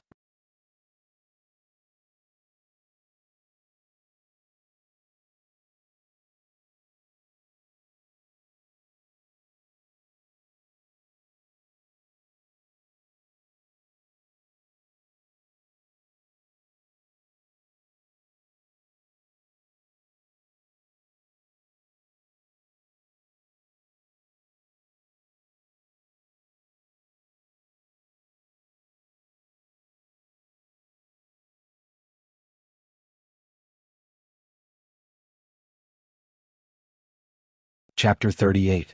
A Genius in a Second. Remember love? This is the web that provides you with wonderful novels to read. Actually, Luonan's vision was blurry for 2 seconds after he lifted his eyelids. When he completely recovered, he saw a wall. The person in front of him was tall and strong. He was taller than Luonan by a full head. His back just happened to block the sunlight, causing his entire face to be hidden in the shadows. It was a bit frightening to suddenly see him. Looking at him from a different angle, this person's muscular body was supported by a rather simple and honest face. He also had the youthfulness of a student. Not even a few strands of hair grew on his face. The way he laughed with his mouth wide open was quite likable. Luonan recalled a bit and knew that his deadpan face and the image of him muttering to himself were too eye-catching. This person waved his hand to probe him. It was indeed out of good intentions. He responded with a smile, "It's nothing. I was just a bit distracted." Distracted? The person immediately revealed a Shanghai smile that said, "You may be stubborn, but we're both men. I understand." He then introduced himself, "It's good that you're fine. I'm Shuelei. I'm from the River Wu district. 10th grade. Luonan. I'm also from the River Wu district. 10th grade. Huh. You're also in the River Wu district? I'm on Twin River Road. Where are you? Blue Bay Community. I just moved there not too long ago. That's not too far. What a coincidence." Shuelei clapped his hands and laughed heartily. "It's fate for us to meet on different paths. You can just call me Leister. This must be the path of chivalry." Luonan choked on the person's wuxia style of speech. He didn't know if it was intentional or not. He was actually speechless for a time. However, Shuelei's big mouth was completely capable of holding up the situation. "I'll just call you Nanster. Fate is fate. I actually walked past you just now. I was just listening to the resonance of your breathing. It hummed like you were chanting. It was like breathing, but it wasn't. I saw your expression. I'm afraid something went wrong with your training. Hey, it's good that you're fine. It's good that you're fine." Luonan's mind stirred when he heard the words breathing, training, and so on. He sized up Shuelei's body. He noticed that what Shuelei was wearing was actually a little strange. It looked like the training clothes of a fitness center. It was light gray in color, and the logo on the left side of his chest was a 3-legged cauldron. It was very memorable. Shuelei noticed where Luonan's gaze was directed and puffed out his chest. "This is the training uniform of our dojo. Not bad, right?" It's you?" Luonan didn't answer the question. It was probably because a certain memory had surged up from the bottom of his heart. The burly figure and the gray coat looked familiar no matter how he looked at it. Shuelei didn't understand. "You know me?" Luonan reminded him. "This morning, outside the main changing room in the South 2 district." "It's you?" Shuelei also recognized Luonan, but his reaction was very odd. He first shot a glance behind Luonan before speaking in a low voice. "You should be fine. That group of people should have dispersed. Yes. Many thanks for lending a helping hand." Luonan also expressed his thanks in the style of the chivalrous path. Sure enough, the burly classmate in front of him was the warm-hearted person who helped him out this morning. In the huge campus that could accommodate hundreds of thousands of people, the chances of them meeting again were too small. "It's nothing, it's nothing. I just happened to be passing by." Shuelei waved his hand over and over, but he didn't say more than 2 sentences. His face was full of excitement. "Nanster, I can see that your body is a bit weak, but your hands are quite nimble. You're very particular about where you hit. Have you practiced before?" Shuelei even gesticulated as he spoke. He was just short of touching Luonan's body to demonstrate. Luonan didn't know if he should block it or not. A voice suddenly called out from behind Shuelei at this time, "Leister, what are you doing?" Xuelei's body froze when he heard this. He withdrew his hands with a swish and put on a smile. Then he turned his head. Xiaolin, I know a classmate here. A tall and skinny girl walked over a few seconds later. She naturally hooked her arm around Xuelei's crook, making their relationship clear. Not to mention anything else, their sizes were quite compatible. Xuelei promptly introduced them. This is my girlfriend, Qin Xiaolin. She's 1 year older than us. This is Luonan. He also lives in the River Wu district around Blue Bay. Luonan smiled and nodded, not saying much. Qin Xiaolin had short and thin hair. She wore jeans paired with a simple white top. She looked very straightforward and efficient. The outline of her face was extremely clear. The corners of her eyes were slightly raised, giving her a shrewd and fierce look. It was easy to tell who was stronger and who was weaker compared to the simple and honest Xuelei. However, Qin Xiaolin was extremely mellow when it came to dealing with people. She called Luonan Jr. and greeted him with a smile. She grasped her attitude extremely well. Luonan saw that the two were together, so he didn't want to disturb them any further. He prepared to leave, but he certainly had to solemnly thank Xuelei for his kindness in helping him. About this morning, Luonan had just opened his mouth when Xuelei gave him a wild look. Luonan was stunned for a moment. He then saw Qin Xiaolin frown to the side. He knew that there was some hindrance involved. It wasn't suitable to speak openly. He thought for a bit and simply extended his hand. You guys go do what you need to do. Leicester, let's add each other as friends. Is that okay? Of course. Of course. Xuelei chuckled as he extended his hand and touched Luonan's wristband. Buzz buzz buzz. Buzz buzz buzz. Their wristbands vibrated at practically the same time the moment they touched. The momentum was astonishing. Oh my. Twin swords harmonize. Xuelei cried out in surprise. In the end, he let out a miserable groan as Qin Xiaolin fiercely pinched him at the waist. Luonan confirmed that this was a high level of authority transmission of information. The notification vibrated. He raised his wrist to confirm. The sender was the professional advisor of the 10th years, Li Mingda. He wanted Luonan to come to his office at 5. It was probably because of yesterday's truancy and absence from exams. Xuelei finally reacted to the situation. After confirming the information, he grimaced in pain. Nothing good can come out of a summons from Elder Mingda. Luonan raised his head to look at him. You too. Xuelei blinked his eyes. What? After a moment of stupefaction, Xuelei immediately came to a sudden realization. He looked at Luonan again with the meaning of fellow Taoist. You didn't join a society either? Luonan immediately confirmed that his previous judgment was slightly off. Right now, Xuelei was already complaining to himself. He spread his hands. I really want to join a society, but I've gone to those martial arts clubs and fitness clubs. They're far worse than our Daoguan. It's really boring. Alright, let's go together? My time is 5 o'clock. Xuelei was overjoyed. I'm also at 5 o'clock. Let's say we're fated. Let's go together. Qin Xiaolin thought of something to the side. She asked Luonan, you didn't join a society. So you're a new student who just got into the school? Luonan nodded in response. Qin Xiaolin's eyes suddenly lit up. Junior, which high school did you go to? Like Leicester, the River Wu Experimental School? No, I went to 6th High. Xia City 6th High? A famous school. But it's quite far from the River Wu district. I used to live in the Nade district. I only moved to the River Wu district after I got into Acumen College. Nade district? That's already the core district. The houses there are all sky-high prices. It's all right. Luonan was a bit unable to handle Qin Xiaolin's questioning of his family's assets. He wanted to retreat even more. But Qin Xiaolin already smiled and suggested, it's almost 4 o'clock right now. With Advisor Li waiting, we can't do anything. Why don't we go sit at the cold drink shop? You guys can go when it's time? Xuelei naturally agreed. Luonan looked at Xuelei and found it hard to refuse. He nodded and agreed. Double the monthly vote if you think this chapter is brilliant. Support me a bit, you can also vote for me. 100 crosstalk monthly vote, 500 crosstalk monthly vote, 10,000 crosstalk monthly vote, 100,000 crosstalk monthly vote to be the leader of the alliance. Chapter 39. Genius 1 second. Remember, if you want to go? Show.net provides you with wonderful novels to read.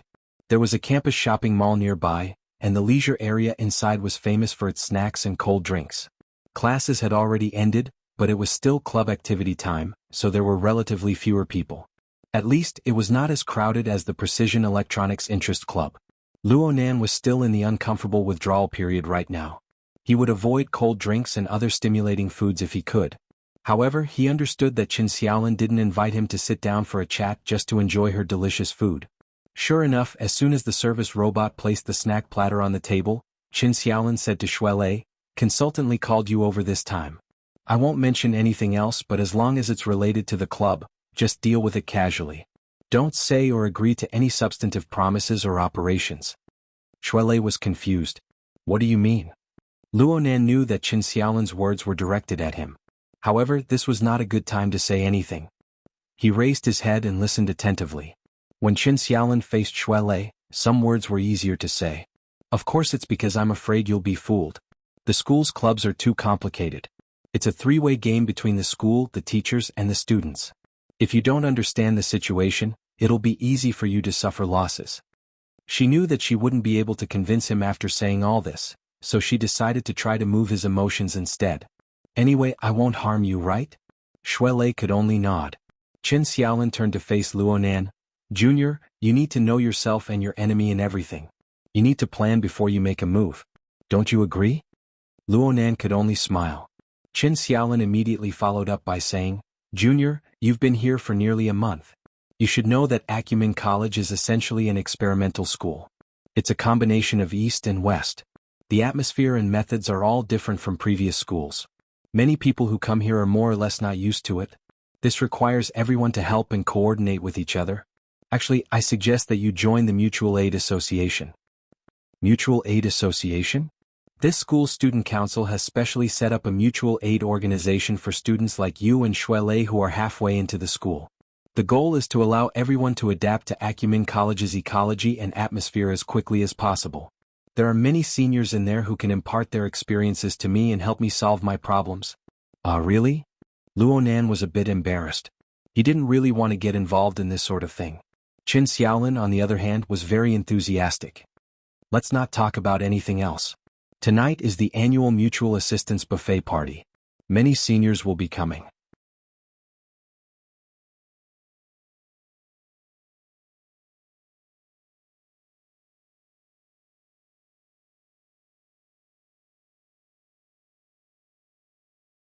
Some of them have been in the academy for more than 7 years and are about to graduate.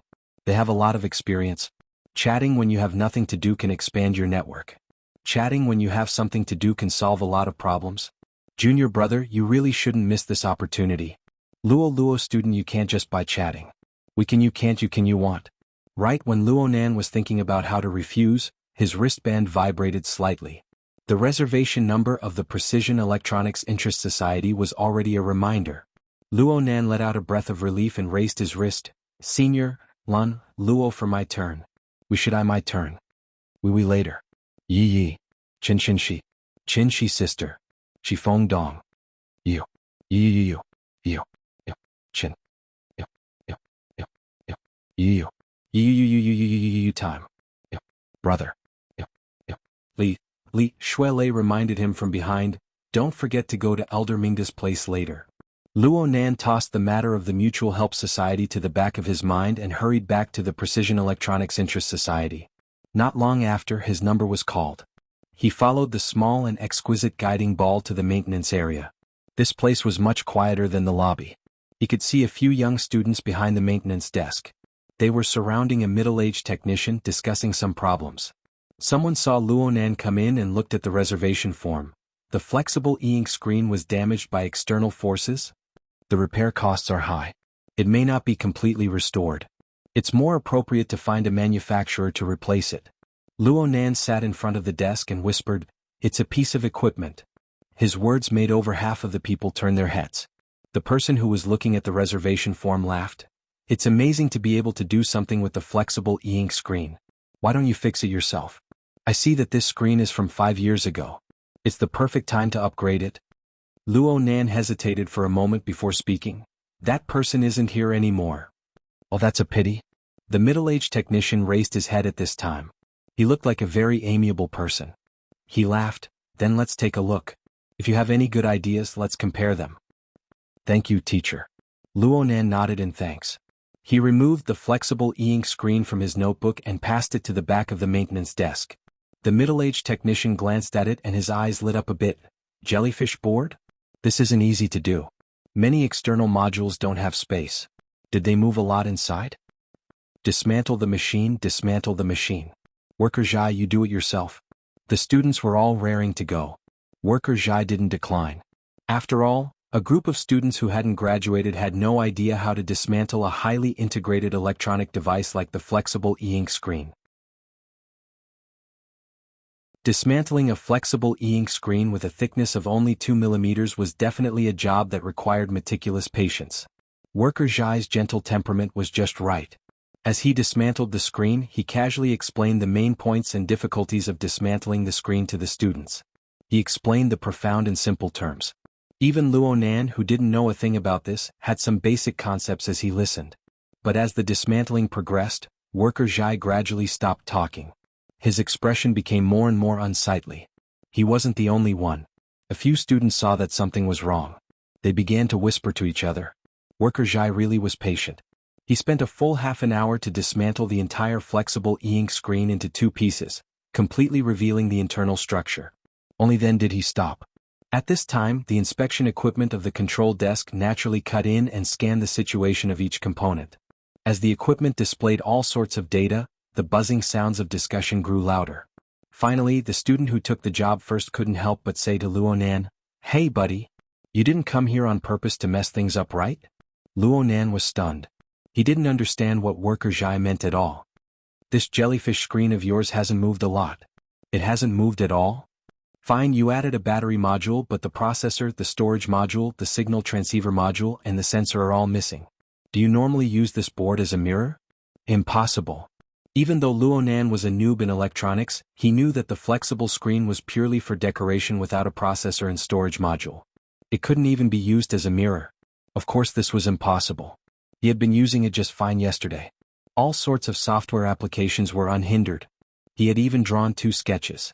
How could it be for decoration? The problem was there was a group of students in front of him. There was also a technical expert like Worker Zhai. Was there a need to lie to him?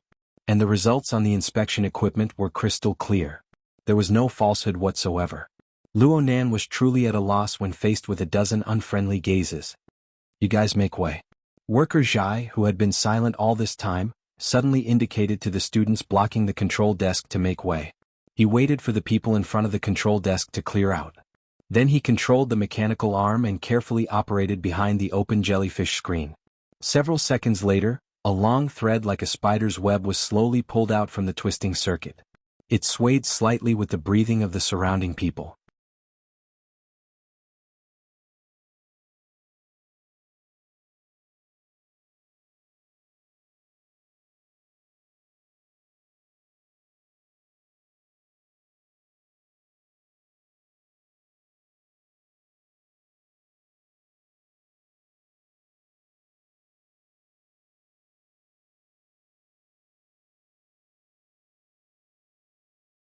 Chapter 40.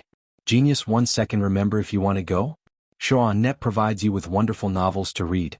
The long wire was actually not too long, about 7 or 8 centimeters, but compared to the fine circuit, it naturally felt different.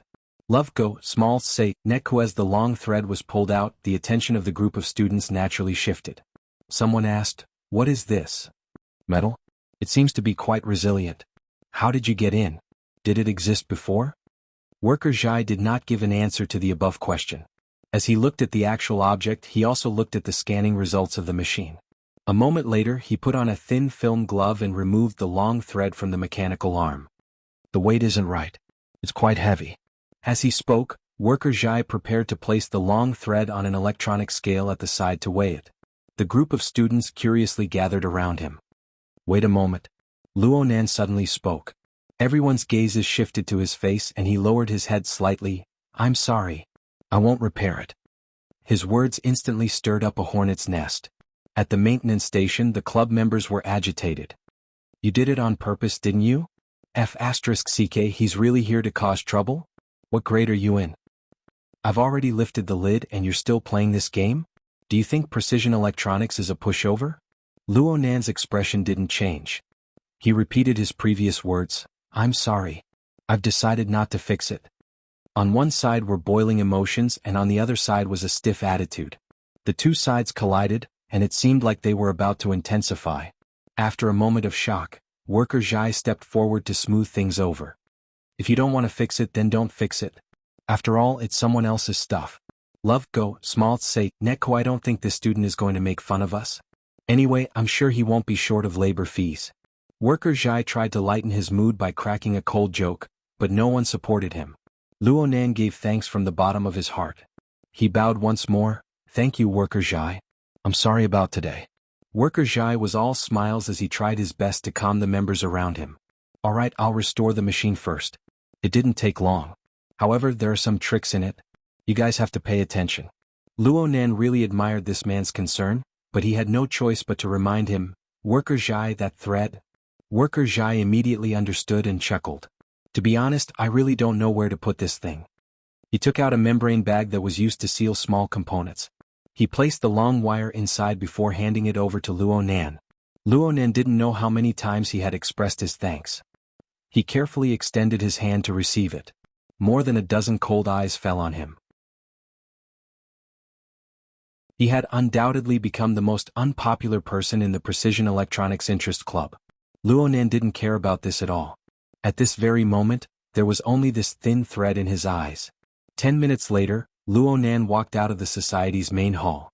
He held his notebook in one hand and the plastic bag in the other. He was a bit absent-minded. He actually didn't know which side was heavier. The sun gradually slanting to the west fell on his body. It was warm like a gentle breeze. Luonan thought for a moment and raised his hand, letting the membrane seal receive the illumination of the sunlight. He narrowed his eyes. If he didn't do that, he might even be burned by the brilliant flowing lightning. The source of electricity was on a long line. Of course, it could also be said that the long line existed in a bright and blazing electric light. However, not a single person in the surroundings reacted strangely. Even if they noticed this side, it was because of Luonan's inexplicable posture. This electric light was like a burning wraith. It was like the long ribbon of cloud light that curled around Zhang Yingying's body. It only appeared on a mysterious and unfathomable level. Ordinary people couldn't see it, they couldn't hear it, and they couldn't detect it. Only in Luonan's eyes was it brilliant and dazzling. Luonan lowered his arm and his 5 fingers clenched together. He nearly broke the membrane seal. But the more he did this, the more he could feel the marvelous texture that came from the long line. It was completely different from its slender form. It was such a marvelous object that was hidden deep within the flexible e-ink screen. It was silent and there were no clues or hints, just like its previous owner. Such an inconceivable object came from that coward. Did he make it? Or did he obtain it through some channel?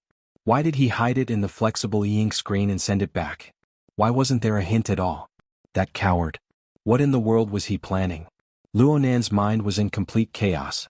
His mind was in a trance. He took a step forward and suddenly felt his knees go soft. He couldn't maintain his balance and suddenly fell forward. Oh my, are you okay? Just as Luonan was about to fall, Shuelei caught up from behind and supported him. His face was filled with worry and doubt. What's wrong? I called you a few times just now but you didn't respond. Did something go wrong? Only now did Luonan remember that Shuelei was still waiting for him to go to the great advisor's office. What time is it? 4:50? It's this late. Luonan was shocked at first, but then he remembered that he had stayed at the maintenance center for at least 40 minutes. Wasn't it almost time? Fortunately, Shuelei was stubborn and had been waiting for him all this time. Then let's hurry up and go. Luonan took the membrane seal with the long needle and stuffed it into the cover of his notebook. He put it aside for now. He needed to calm down and organize his thoughts. Shuelei had been anxious to the point of hopping. But when he saw Luonan's body's performance, his center of gravity naturally shifted. I say, Nanster. Your body is a bit weak. You probably lack exercise normally. In my opinion, if you come to our Daoguan and train for a few months, you'll absolutely make a huge difference. Luonan stopped the campus trolley and pulled Shuelei aboard. At the same time, he used his wristband to design the shortest route to the great advisor's office. His mouth smoothly replied, I have time. Then it's a deal. Luonan suddenly understood why Shuelei and Qin Xiaolin were a couple.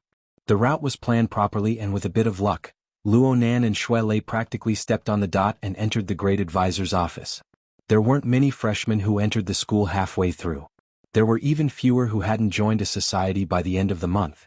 However, the office was packed to the brim with a dozen or so people. Luo Nan and Xue Lei were the last to enter. They originally wanted to hide in the back of the crowd, but Xue Lei's size was truly eye-catching among the group of 15 and 16-year-old youths. Even Luo Nan was implicated. The last to arrive. Come to the front. The great advisor Li Mingde was known as the Old Immortal. He was nearly 70 years old. He had pretty much reached the age of retirement. His body was maintained quite well. He was tall and thin with a sage-like appearance. He was usually reserved in speech and manner. He looked hard to get close to. Reality proved that this person was indeed hard to get along with. There was a slight commotion in the crowd. Luo Nan and Xue Lei helplessly acted as targets and moved to the very front. Li Mingde used a stern gaze to cut Luo Nan and Xue Lei's faces before looking at the others. This move of killing the chicken to warn the monkeys was indeed effective. The originally somewhat undisciplined students all tightened their bodies one by one, acting obedient. Acumen College didn't have a class teacher for the 7th grade and above due to the implementation of the class system. Instead, they arranged for professional advisors to be responsible for the students' daily lives, psychological construction, and so on. It looked quite fashionable, but in reality, a considerable portion of the advisors still carried out the functions of the discipline master. They were in charge of discipline, evaluation, and so on. Li Mingde was a typical representative. This person acted as if he was in a class. He first called out names and confirmed that everyone was present. Only then did he begin with a lecture. You all know why I called you here, right? Everyone was silent. No one spoke.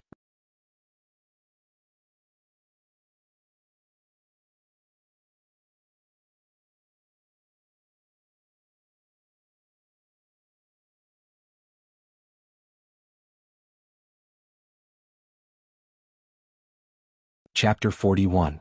Genius 1 second. Remember if you want to go? Net provides you with wonderful novels to read. Li Mingde's face darkened. Acumen College's society life is very important. It's fine if you didn't understand before, but after the society promotion conference on the 24th, can you still not understand? During the meeting, I told all of you to take this seriously and find a club that you like as soon as possible. Apply to join it and avoid having your credits deducted. After so many days, most of the 100 or so participants have come up with a result, but what about you?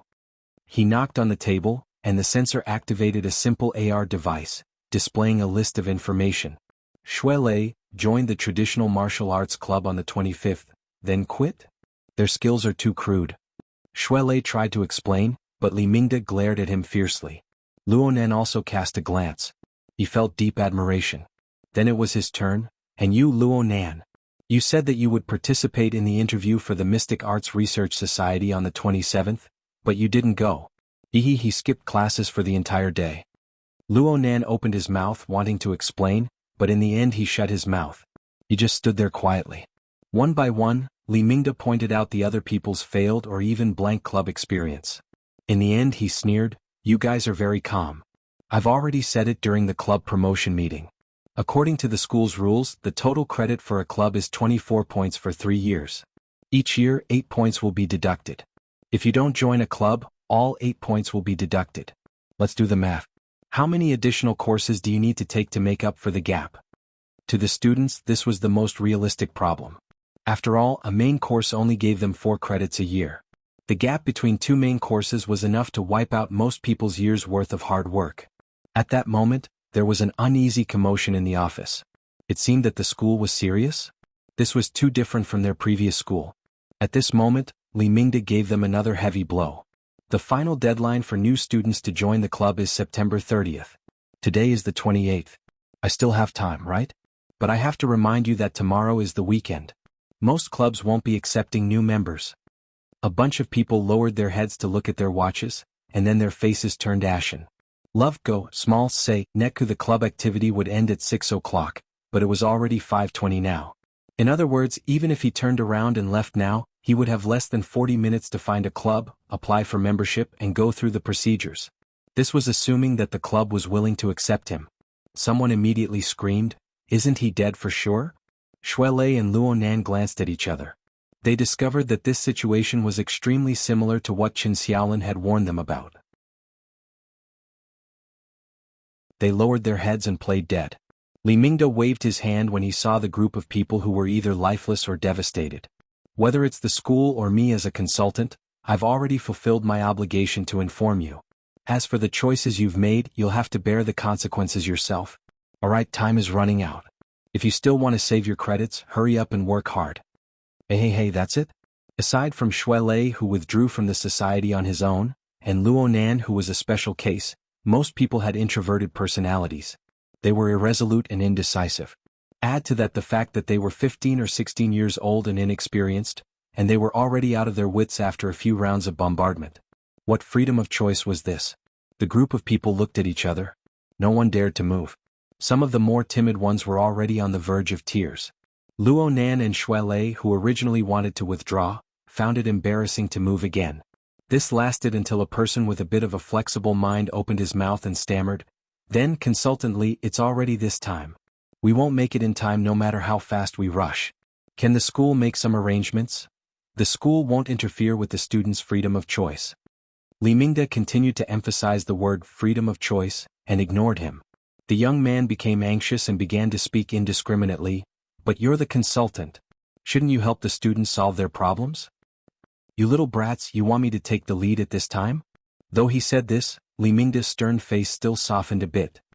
He leaned back in his chair and muttered to himself for a moment, "How about this? I'll give you guys a suggestion. It's just a suggestion." No matter what came out of his mouth, the students, who were in desperate straits, were able to accept it. A suggestion is fine. A suggestion is fine. With one person taking the lead, many people responded. The office soon turned into a field of chaos. Li Mingde shook his head and extended his hand to point at the group of students. "Actually, I'll just say one thing. It's hard to avoid being a bit more realistic at times like this. You guys don't even need to think about societies with great fame and resources. Individual interests and specialties also have to be put aside. Everything has to be done with the goal of joining the society. First, you have to ensure that you have a place to stay." The group of young people thought about it for a bit and felt that it was reasonable. They all said, that's right. Then you can only choose those that are less popular and have less direction. These societies often have limited activities and resources. You guys might have glanced over them before, but this time you can't care about it. Li Mingde sighed. "To put it bluntly, saving your credits and ensuring the quality of your studies is the most important. This is my suggestion. You guys have heard it. Now hurry up and do it." The dozen or so young people looked at each other. It sounded reasonable, but it was a bit too general. Li Mingde saw the expressions of the group and laughed. "I've already said it this much. What else do you guys want? Do you feel that there isn't enough time? How about this, I'll give you guys a backdoor. If you feel that you really can't choose in half an hour, then add another night. Tomorrow before 8 o'clock in the morning, contact me and tell me your choice. I'll try to communicate with those societies and arrange a reply or an interview for you guys. You can't be any later. Any later and I won't be able to arrange it. Plus, I can't guarantee success." An extra night of time to think was obviously good, but the problem was that it wasn't reliable. Someone revealed a bitter expression. "Advisor, there are over 4,000 societies in the school. Can't you draw a range or something? Do you think this is a final exam?" Li Mingde glared at him and pondered for a moment. He knocked on the table and the AI office system switched the interface. A string of society names appeared according to the conditions he had set down. There were 30 to 40 societies. I've searched a few in the administrative system. You guys can take a look. The crowd squeezed forward and Shui Lei, who was at the very front, swept his gaze over and laughed. "Cannibal Potted Art Interest Group? Hazy Female Poetry Psychological Research Society? Nebula M31 Advanced Life Telepathy Society? What the hell?" Luo Nan didn't join in the fun. He was dizzy from being squeezed by the crowd, so he took advantage of the crowd to retreat backwards, temporarily hiding in peace. The matter of school credits and societies were admittedly important, but most of his brain was still stirring with that long electric wire. He unconsciously took out the membrane bag and stared at it in a daze. And at this time he saw that the electric wire had already pierced a small hole through the bag. Half of it was exposed, and it appeared to be sharper than he imagined. The material is indeed special. But how could this be a problem with the material? Luo Nan finally pinched the long wire in his hand, but he was stupefied in the next moment. This was the first time he made contact with it without any obstacles. The long wire felt excessively slender to the touch, but there was an inconceivable temperature that seeped into him. He carefully savored it. It was neither hot nor cold, but it was like a numbing electric energy.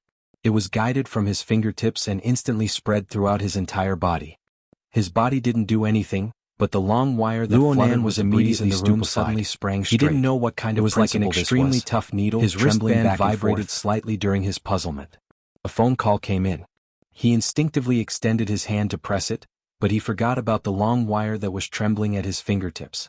He pushed it forward, and the front end of the long wire made contact with the side of his wristband. Unexpectedly, there was no sound. It pierced straight in, and half of its length of 7 or 8 centimeters went in an instant. And at this moment, electricity ran through Luo Nan's hand. His fingertips went numb and he couldn't hold it for a time. He watched helplessly as the remaining half of the long wire drilled in. It was like a living creature and it disappeared in the blink of an eye.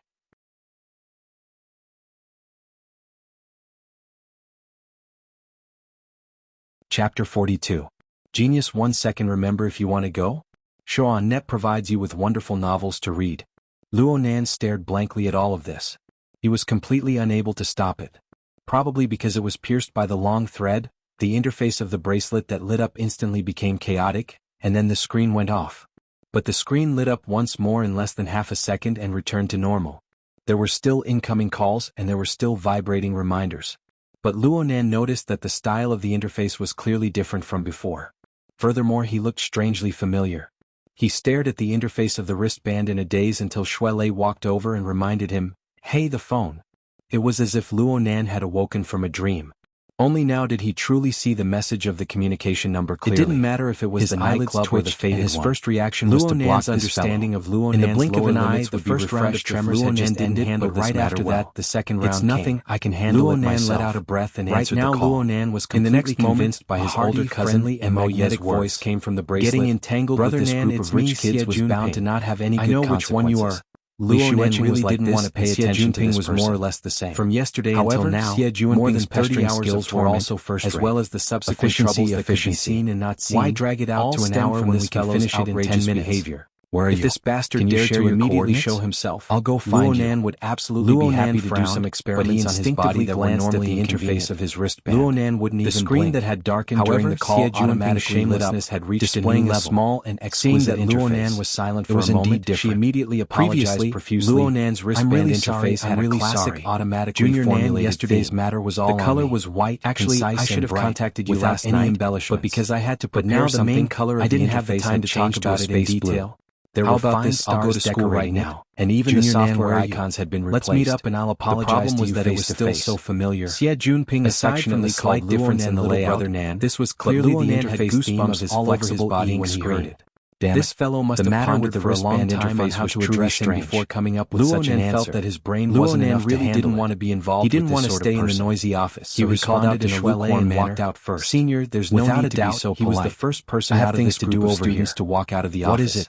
Shuelei also wanted to follow, free today, so he didn't know what the problem was. Luo Nan shook his head as he listened. He walked back with a bitter expression. Can't you show some of the arrogance of a rich second generation? But it wasn't good to leave Shuelei like that. Anyone would know that he had ulterior motives. Waited. Strangely enough, was still chattering endlessly. Words were filled with nervousness. Hey, Junior Nan, could it be that he was still worried about that trivial matter being exposed? Coordinates my ass.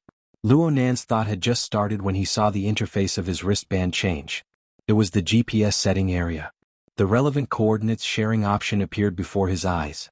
It was as if an invisible hand had completed the operation in an instant, skipping all the intermediate links. Luo Nan was a bit stupefied. Currently, voice control could achieve this kind of effect for smart devices. But Luo Nan was extremely certain that his mouth absolutely didn't spit out a single syllable. What was truly effective was his telepathic thoughts. Luo Nan held the thought of experimenting and moved his thoughts. Share. Sure enough, the relevant option lit up. Xie Junping was overjoyed on the other end of the phone. He hurriedly said, "I'll be there soon," and cut off the call. Luo Nan looked at the interface of his wristband in a daze. He had actually set up a portion of the data sharing between the wristband and the flexible e-ink screen. The interface's false labels were fine, but what was up with this telepathic control mode? Telepathic control wasn't something new, but the problem was that Luo Nan didn't carry any sensing equipment. The wristband itself didn't have this kind of function. Of course, Luo Nan clearly remembered that there was an extra long wire, in the wristband before the marvelous change occurred. And at this moment, Luonan suddenly recalled a certain person's words in the Precision Electronics Interest Society. Processor, storage module, signal transceiver module, sensor. You don't have any of them. Do you normally use this board as a mirror? Of course, the flexible e-ink screen wasn't a mirror. Luonan was using it very well. If this fact were to be established, then wouldn't that mean that the long needle possessed a processor, storage module, signal transceiver module, sensor, and other complex functions? Let's not talk about anything else, but in terms of storage and sensor, reality was impatiently verifying it for him. While Luonan was in a daze, students came out one after another from the office. Some walked hurriedly. Some let out long sighs of relief. But there was no trace of Shuelei. Finally, there was the sound of the door. It was Li Mingde who came out first. His expression wasn't too good. Shuelei came out after him. He saw Luonan and grinned at him. Li Mingde also saw Luonan. He still remembered this student who had avoided his good intentions and walked out of the office. His expression sank and he took the initiative to speak. "You're called Luonan, right?" Luonan was a bit startled and said, consultantly, "Have you chosen your society yet?" "Not yet." "Then hurry up. Don't dawdle." Li Mingde's tone was very firm. Luonan didn't know why Li Mingde was in a bad mood, but he didn't care. He just nodded in agreement. The problem was that Li Mingde became angry when he saw Luonan's careless attitude. He quickly transformed from the grade consultant to the head of the discipline department. "Also, you skipped class for the entire day yesterday. Your nature is very vile. You must write an explanation. Give the reason why you skipped class. You can understand it as a self-reflection. You must be clear about the facts and you must come up with a reason that can convince the teacher. Otherwise, it will be very hard to obtain a good evaluation for the 3 main courses and 2 auxiliary courses. The pressure in terms of credits will be even greater." Luonan didn't say a word. He just bowed to show that he understood. Li Mingde was especially annoyed by Luonan's silence, but he couldn't say much. He walked away with his hands behind his back with a calm expression. He walked to the entrance of the elevator before shaking his head and snorting, "Child." Luonan and Shuelei "What did he looked at call each you other. for just now?" They were both helpless. "It seems that there's some sort of fight club that wants to recruit me." He asked consultantly to help him ask and I replied. This was the same as hitting 2 nails in a row. No wonder he wanted to curse. Li Mingde was already 70 years old. He had the privilege of flaunting his seniority. Luonan and Shuelei didn't care about this. They prepared to leave from another place. The elevator door opened on the other side of the hallway and Xie Junping hurriedly came out. The corners of his clothes carried the wind. He didn't look sideways as he brushed past Li Mingde. Li Mingde was stunned. He wanted to greet him, but he saw Xie Junping sweep a glance at Luonan and burst into laughter. "Junior Nan! Junior Nan! You made me look for you."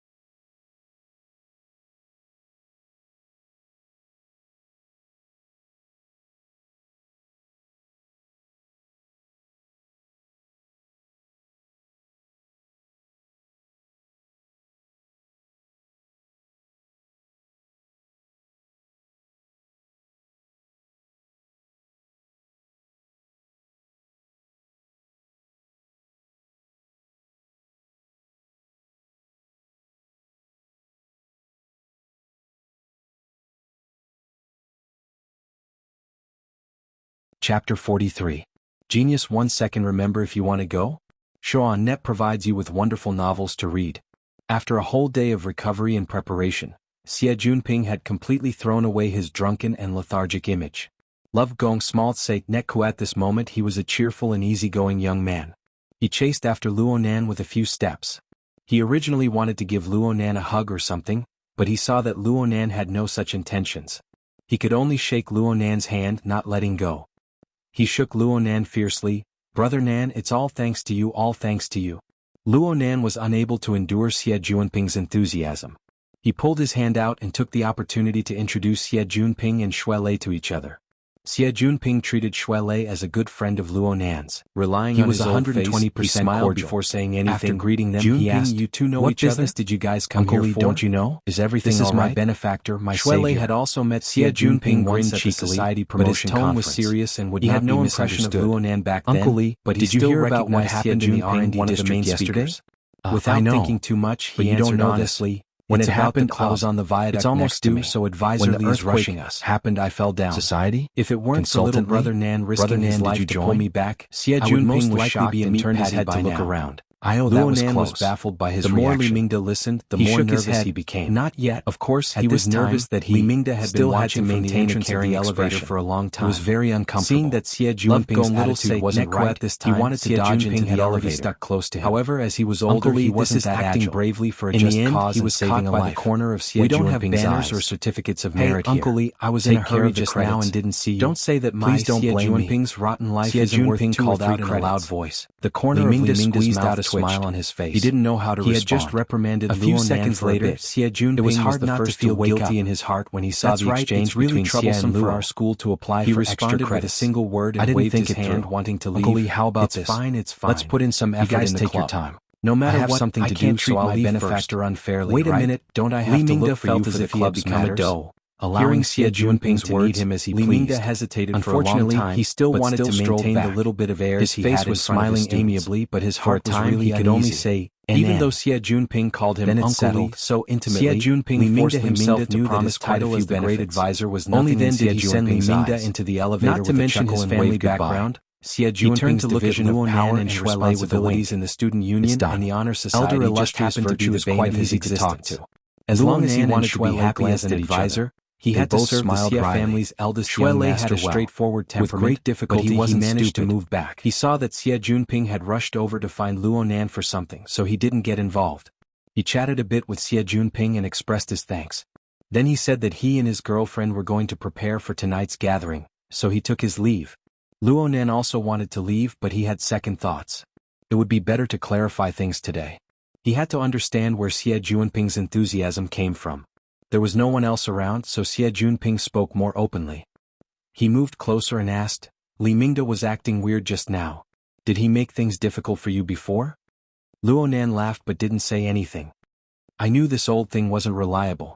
It's not like he's relied on the club to make money for a day or two. But there definitely won't be such a thing in the future. There are 2 types of teachers in Acumen College. One type is the teaching type. The other type is the nanny type. Li Mingda is the latter. Of course he has to pay for it. Now that he knows of our relationship, he'll be meticulous in every possible way.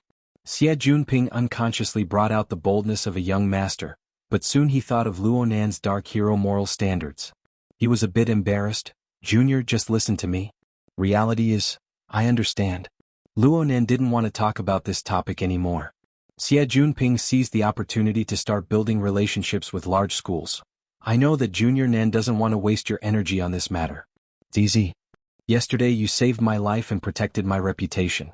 It wouldn't be excessive to say that you've given me a new lease of life. From now on, Junior Nan, your business is my business. Let's not talk about anything else. Seizing connections in the school and sprinkling money in society are my specialties. In the future, if you need to solve any problems in the school, or if you have any expenses outside, just say the word. I, your old bro, will blink my eyes and I'll tell you that I'm not raised by a human. Most of his words came out of his mouth, but there was still some sincerity. It was just that he spoke too much, making people unable to feel at ease. He might have lost his mind and spouted nonsense. In the end, both sides would be embarrassed. Luonan had a sense of propriety in his heart. He treated Xie Junping the same as before. Senior's words are too serious. Xie Junping moved closer and revealed a mysterious smile. Brother Nan, it's not my style to thank you with empty words. How about this? I'll take you to a place. Senior, don't misunderstand. Let's talk seriously. I came here today to truly express my thanks. My attitude is very serious. Junior, you must give me some face. Xie Junping grabbed Luo Nan's arm and brought out a stubborn attitude. It's not even 6 o'clock yet. The club activities haven't ended yet. Junior, give me a bit of time. If you're not satisfied at 6 o'clock, you can turn around and leave. I absolutely won't stop you. Luo Nan lowered his head to look at the time on his wristband screen. What entered his eyes was a sheet of pitch-black darkness.